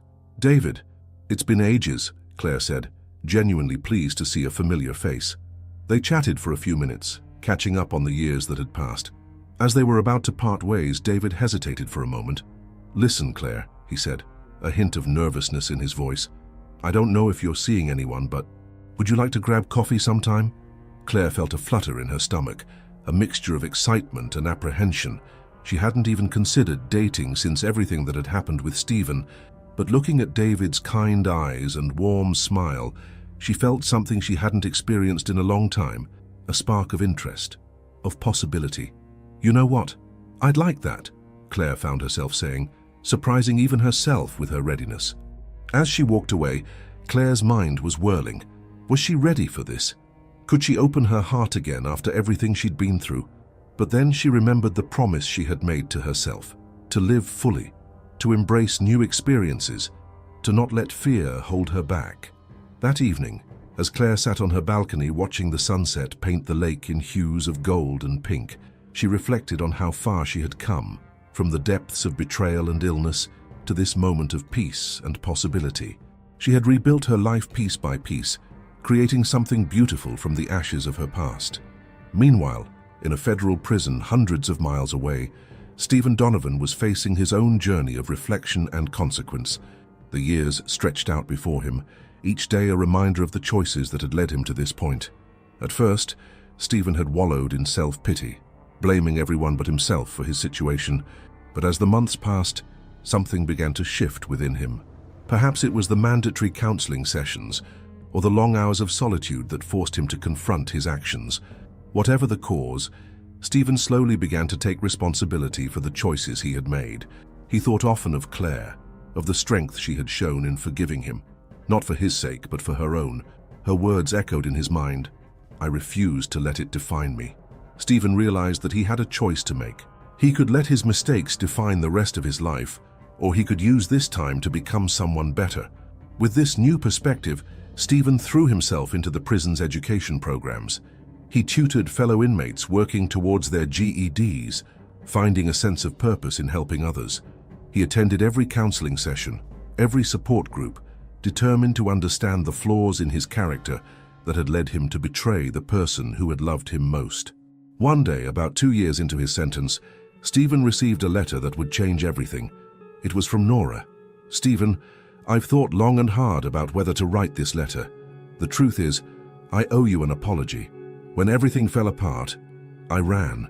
I told myself it was because I couldn't be with someone who had done what you did. But the real reason was that I was afraid. Afraid of facing the consequences of my own actions, of admitting my part in the pain we caused. I'm not writing to rekindle anything. That chapter of our lives is closed, but I wanted you to know that I'm sorry. Sorry for my role in destroying your marriage. Sorry for abandoning you when things got tough. I hope you can find it in your heart to forgive me, as I'm learning to forgive myself. I'm getting married next month. His name is Tom, and he's a good man. He knows about my past, about us, and he's helped me face my mistakes and become a better person. I hope that you too are finding a way to heal and grow. Take care, Stephen. Nora." Stephen read the letter multiple times, a whirlwind of emotions coursing through him. Anger, hurt, regret, but also, surprisingly, a sense of closure. Nora's words forced him to confront the last vestiges of denial he had been clinging to. He had wanted to believe that their love had been real, that it had been worth the destruction it caused. But now he saw the truth. They had both been running from something, using each other as an escape. That night, lying on his bunk, Stephen made a decision. He would write to Claire, not to ask for forgiveness. She had already given him that, more than he deserved. No, he would write to take full responsibility for his actions, to acknowledge the pain he had caused, and to thank her for the strength she had shown in moving forward. It took him weeks to find the right words. He wrote draft after draft, tearing them up and starting over. Finally, he had a letter he felt expressed everything he needed to say. "Dear Claire, I've started this letter 100 times, and each attempt feels inadequate. How do you apologize for destroying someone's world? How do you express remorse for betraying the person who stood by you through everything? The truth is, there are no words that can undo what I've done. No apology can erase the pain I caused you. But I need you to know that I understand now. I see the full weight of my actions, the depth of my betrayal. You were always the strong one, Claire. Even when I tried to convince myself otherwise, even when I told myself I needed something more, something different. You were strong when you supported me through school, strong when you faced your diagnosis, and strongest of all when you found the courage to rebuild your life in the wake of my betrayal. I want to thank you for the gift of your forgiveness. I know you didn't do it for me, but it has made a difference. It has shown me that change is possible, that redemption, while not guaranteed, is worth striving for. I don't expect a response to this letter. I don't deserve one. I simply wanted you to know that your strength has not been in vain. I am working every day to become someone worthy of the second chance I've been given. Someone who will never again take love and loyalty for granted. I wish you all the happiness in the world, Claire. You deserve nothing less. Stephen. As Stephen sealed the envelope, he felt a sense of peace wash over him. He had no illusions about reconciliation or absolution, but in acknowledging his mistakes and expressing his genuine remorse, he felt he had taken the first real step towards becoming a better man. Back in Minneapolis, Claire's life continued to flourish. Her coffee date with David had led to dinner, which had led to more dates. They took things slowly, both aware of the weight of Claire's past experiences. But with each passing day, Claire found herself opening up more, allowing herself to feel and to hope. One evening, as they walked hand in hand along the shores of Lake Harriet, David turned to Claire, his eyes serious. "Claire," he said softly, "I want you to know that I understand the magnitude of what you've been through. I know that trust doesn't come easily for you anymore, but I want you to know that I'm here for as long as you'll have me. I'm not going anywhere." Claire felt tears prick at her eyes. She squeezed David's hand, unable to find the words to express what his patience and understanding meant to her. As they continued their walk, Claire's phone buzzed in her pocket. It was an email from her publisher. "Claire, great news. Rising has just hit the New York Times bestseller list. Congratulations. Your story is touching lives across the country. We've already had inquiries about translation rights for international markets. We'd like to discuss the possibility of a follow-up book. Your journey of healing and rebuilding has resonated with so many readers. They want to know what comes next. How do you move forward after surviving the unimaginable? Let's set up a meeting next week to discuss the details. Best, Emily." Claire stared at the screen, a mix of emotions washing over her. Pride in what she had accomplished, gratitude for the opportunity to share her story, and a sense of awe at how far she had come. She showed the email to David, who wrapped her in a warm embrace. "I'm so proud of you," he whispered into her hair. As they stood there, the setting sun painting the lake in shades of gold and pink, Claire felt a profound sense of peace settle over her. She had survived the darkest chapter of her life and emerged stronger, wiser, more compassionate. She had found purpose in her pain, using her experiences to help others find their own path to healing. The next morning, as Claire sat at her desk preparing for a meeting with her publisher, she received an unexpected letter. Her heart skipped a beat as she recognized the handwriting on the envelope. "Stephen." For a moment, Claire simply stared at the letter, unsure whether to open it. She had moved on, had built a new life for herself. Did she really want to revisit the past? Taking a deep breath, Claire decided to open the letter. Whatever it contained, she was strong enough to face it. As she read Stephen's words, Claire felt a complex mix of emotions wash over her. Sadness for the life they had once shared, anger at the memories of his betrayal, but also, surprisingly, a sense of closure. Stephen's acknowledgement of his actions, his genuine remorse and his commitment to change didn't erase the past, but it did something Claire hadn't expected. It allowed her to finally, fully let go. She realized that a small part of her had still been carrying the weight of their shared history. But now, reading Stephen's words, she felt the last of that burden lift from her shoulders. Claire didn't respond to the letter. She didn't need to. Instead, she tucked it away in a drawer, a reminder of how far she had come, of the strength she had found within herself. That evening, As Claire prepared for her meeting with her publisher, she found herself reflecting on the journey that had brought her to this point, from the depths of betrayal and illness to this moment of triumph and new beginnings. She thought about the book she had written, the lives she had touched through her words. And she thought about the story that was still unfolding, her story of moving forward, of embracing life after survival. As she gathered her notes, an idea began to take shape. The follow-up book her publisher wanted, it wouldn't just be about her.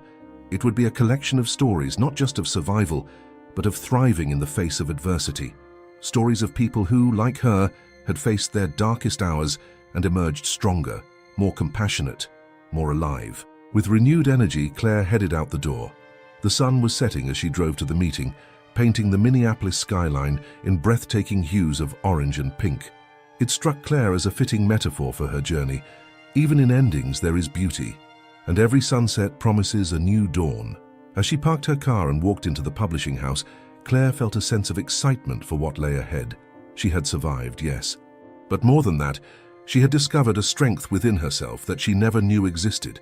She had found purpose in her pain, had turned her darkest experiences into a beacon of hope for others. The future stretched out before her, full of possibilities. There would be challenges, undoubtedly. Life had taught her that much. But Claire was no longer afraid of what lay ahead. She had faced the worst and emerged victorious. Whatever came next, she was ready. As Claire stepped into the conference room, greeted by the warm smiles of her publishing team, she felt a surge of gratitude for the journey that had brought her here, for the strength she had found within herself, for the opportunity to make a difference in the world. This was more than just a meeting about a book. It was a celebration of resilience, of the indomitable human spirit. It was a testament to the power of hope, of forgiveness, of choosing to rise above circumstances that threatened to break us. Claire took her seat at the table, her heart full and her spirit soaring. The next chapter of her life was about to begin, and she couldn't wait to see where it would lead. As the meeting began, Claire looked around the room at the eager faces of her publishing team. She took a deep breath and began to speak, her voice strong and clear. Thank you all for being here. As we discuss the possibility of a follow-up book, I want to share a vision that's been taking shape in my mind. It's a book not just about survival, but about thriving, about finding purpose in pain, strength in vulnerability, and hope in the darkest of times. The room fell silent, all eyes on Claire as she continued. My story is just one of many. I've received countless letters from readers sharing their own journeys of resilience. I believe that by bringing these stories together, we can create something truly powerful, a testament to the human spirit and a guide for anyone facing their own battles. As Claire outlined her idea, she could see the excitement building in the room. Her editor, Emily, was nodding enthusiastically, already jotting down notes. Claire, this is brilliant, Emily said when Claire finished speaking. It's not just a follow-up to Rising, it's an evolution. You're not just sharing your story anymore. You're providing a platform for others to share theirs. This could help so many people. The meeting stretched on for hours as they discussed the details of the new project. By the time Claire left the publishing house, night had fallen over Minneapolis. As she drove home, the city lights twinkling around her, she felt a sense of purpose stronger than ever before. Arriving home, Claire found a message waiting on her answering machine. It was from the women's shelter where she had given her first speaking engagement. Claire, it's Sandra from Hope House. I just wanted to let you know that because of your speech at our fundraiser, we've received enough donations to open a new wing dedicated to helping women rebuild their lives after leaving abusive situations. We'd be honored if you'd come speak at the opening ceremony next month. You've made such a difference in so many lives, Claire. Thank you. Tears pricked at Claire's eyes as she listened to the message. This was why she had chosen to share her story, why she had exposed her most vulnerable moments to the world. It wasn't just about her healing anymore. It was about creating a ripple effect of hope and empowerment. As Claire prepared for bed that night, she caught sight of herself in the mirror. The woman looking back at her was a far cry from the broken, betrayed wife she had been just a few years ago. This woman stood tall, her eyes bright with purpose and hope. She had not only survived, she had found a way to turn her pain into a force for good in the world. Climbing into bed, Claire's mind drifted to Stephen. She hoped that he too was finding a way to redeem himself, to grow from his mistakes. Not for her sake, but for his own. Everyone deserved the chance to become a better version of themselves. As she drifted off to sleep, Claire felt a profound sense of peace. The journey hadn't been easy, but it had led her to this moment. A moment filled with purpose, hope, and the promise of a brighter future. The next morning, Claire woke early, energized by the possibilities that lay ahead. She had a full day planned, a meeting with her agent to discuss the new book project, followed by a support group session at the local cancer center, where she now volunteered regularly. As she sipped her morning coffee on the balcony overlooking the lake, Claire's phone buzzed with a text from David. "Good morning, beautiful. Just wanted to wish you luck with your meetings today. Dinner tonight to celebrate? I love you." Claire smiled, warmth spreading through her chest. Love. It had taken time, patience, and courage to open her heart again after Stephen's betrayal, but with David, she had found a partnership based on mutual respect, trust, and genuine affection. It wasn't the fairy tale romance of her youth, but something deeper, more resilient. "Thank you, love," she texted back. "Dinner sounds perfect. Can't wait to tell you all about it. I love you too." As Claire drove to her agent's office, she reflected on the twists and turns that had brought her to this point. The betrayal that had shattered her world, the cancer diagnosis that had threatened to end it, the long, grueling journey of treatment and recovery. Each challenge had seemed insurmountable at the time, but she had faced them all and emerged stronger. The meeting with her agent Jessica was productive and exciting. They spent hours outlining the concept for the new book, discussing potential interviewees and themes to explore. "Claire, this book has the potential to change lives," Jessica said as they wrapped up. "You're not just telling your story anymore. You're creating a platform for others to share theirs, to find strength in shared experiences. It's powerful stuff." Claire nodded, feeling a mix of excitement and responsibility. "That's the goal," she said, "to show people that they're not alone, that there's hope even in the darkest times." As she left Jessica's office, Claire's phone buzzed with an email notification. It was from Dr. Patel. "Dear Claire, I hope this email finds you well. I wanted to reach out because we're putting together a panel for an upcoming oncology conference, focusing on the psychological aspects of cancer treatment and recovery. Given your unique perspective as both a survivor and an advocate, we would be honored if you would consider being a speaker. Your journey and your work have been inspiring to so many, myself included. Please let me know if you'd be interested in participating. Best regards, Dr. Patel." Claire felt a surge of emotion as she read the email. Dr. Patel had been more than just her oncologist. She had been a source of strength and hope during the darkest days of her treatment. The opportunity to give back, to potentially help other doctors understand the patient experience better, was incredibly appealing. Without hesitation, Claire replied, accepting the invitation. The rest of the day flew by in a whirlwind of activity. At the support group, Claire shared her experiences and listened as others opened up about their own struggles and triumphs. It never ceased to amaze her how much strength could be found in community, in the simple act of sharing one's story. As evening approached, Claire made her way to the restaurant where she was meeting David. She spotted him at their usual table, his face lighting up as he saw her approach. "There's my best-selling author," he said, standing to greet her with a warm hug and a gentle kiss. As they settled into their seats, Claire couldn't help but marvel at how different this felt from her dinners with Stephen towards the end of their marriage. There was no tension, no unspoken resentments, just warmth, comfort, and genuine interest. Over dinner, Claire shared the events of her day, the exciting plans for her new book, the invitation from Dr. Patel, the moving stories from the support group. David listened attentively, asking thoughtful questions and offering words of encouragement. "I'm so proud of you, Claire," he said, reaching across the table to take her hand. "The way you've turned your experiences into a force for good, it's incredible." Claire squeezed his hand, feeling a rush of affection. "I couldn't have done it without support," she said softly. "You, Sarah, my doctors, my readers, you've all been part of this journey." As they finished their meal, David's expression turned slightly nervous. "Actually," he said, "there's something I wanted to talk to you about." Claire felt a momentary flutter of anxiety, an old reflex from her days with Stephen, but she pushed it aside, reminding herself that David had proven himself trustworthy time and time again. "What is it?" she asked, her voice calm. David took a deep breath. "I've been offered a position at the University of Minnesota. It's a great opportunity, a step up in my career, but It would mean moving to the Twin Cities. He paused, watching Claire's reaction carefully. I know you've built a life here in Minneapolis, that you have your support network here. I don't want to pressure you, but I wanted to know how you'd feel about maybe making the move together. Claire sat back, taking in David's words. The idea of moving, of leaving the city where she had experienced so much pain, but also so much growth, was daunting. But as she looked at David, she realized that home wasn't about a place. It was about the people you surrounded yourself with, the life you built together. David, she said, a slow smile spreading across her face. I think that sounds wonderful. The relief and joy on David's face was palpable. He leaned across the table, capturing her lips in a tender kiss.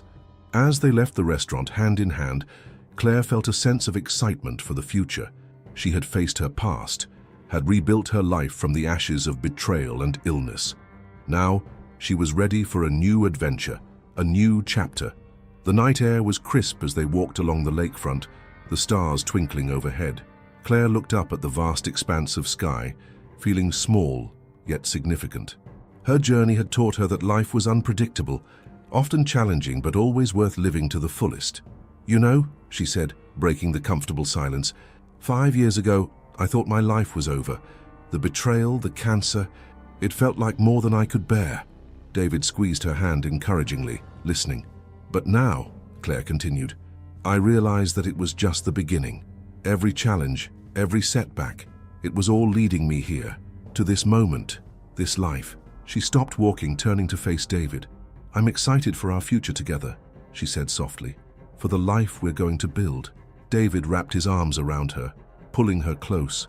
Me too, he murmured into her hair. We've got a lifetime of adventures ahead of us. As they stood there, embracing under the starry sky, Claire felt a profound sense of peace and gratitude wash over her. She had survived the storm, had found her way to calmer waters. And now, with David by her side and a sense of purpose guiding her path, she was ready to set sail towards new horizons. The journey hadn't been easy, and Claire knew that life would always have its challenges. But she also knew that she had the strength to face whatever came her way. She had learned that true resilience wasn't about avoiding pain or hardship, but about finding the courage to keep moving forward, to keep loving, to keep living fully, despite the scars. As they walked back to the car, Claire's mind drifted to the people whose lives she had touched through her book and her advocacy work.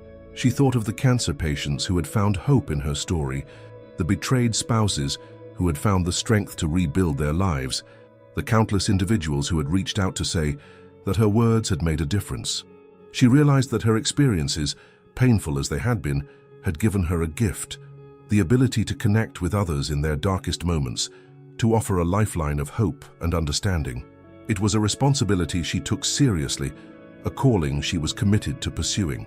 As David drove them home, Claire gazed out at the city lights, her mind already racing with ideas for her new book, for the panel at the oncology conference, for the life she and David would build together in the Twin Cities. She had once thought that Stephen's betrayal and her cancer diagnosis were the end of her story. Now she understood that they were merely the beginning of a new chapter, a chapter filled with growth, purpose, and love. As they pulled up to her apartment building, Claire felt a sense of excitement for what the future held. She had faced her darkest fears, had stared down death and betrayal, and had emerged not just a survivor, but a thriver. Whatever challenges lay ahead, Claire knew she was ready to face them. She had learned that life's greatest trials often led to its greatest triumphs, that pain could be transformed into purpose, that love could bloom even in the most unexpected places. As she drifted off to sleep that night, Claire's last thoughts were of gratitude for the strength she had found within herself, for the love she had found with David, for the opportunity to make a difference in the world. Her story wasn't over. In many ways, it was just beginning, and Claire couldn't wait to see where it would lead next. If this story touched your heart, and you want to keep following inspiring and emotional tales, make sure to subscribe to our channel to catch the new stories we share daily. And if you missed our latest story, here's what happened. In a house filled with secrets and silence, a man who had everything chose to belittle and betray the woman who had always stood by his side after she fell ill. Mason Vance believed he was in control, but what he didn't know was that behind Grace's apparent frailty A dark truth was about to surface. Mysterious medications, hidden documents, and a betrayal so cruel that no one would dare to imagine. What began as an act of contempt turns into a dangerous game where love, ambition, and justice collide without mercy. Stay until the end, because this story will grip you from start to finish and leave you speechless. Want to find out what happened next? Then click on the video appearing on your screen now and see it all unfold. I'll see you there.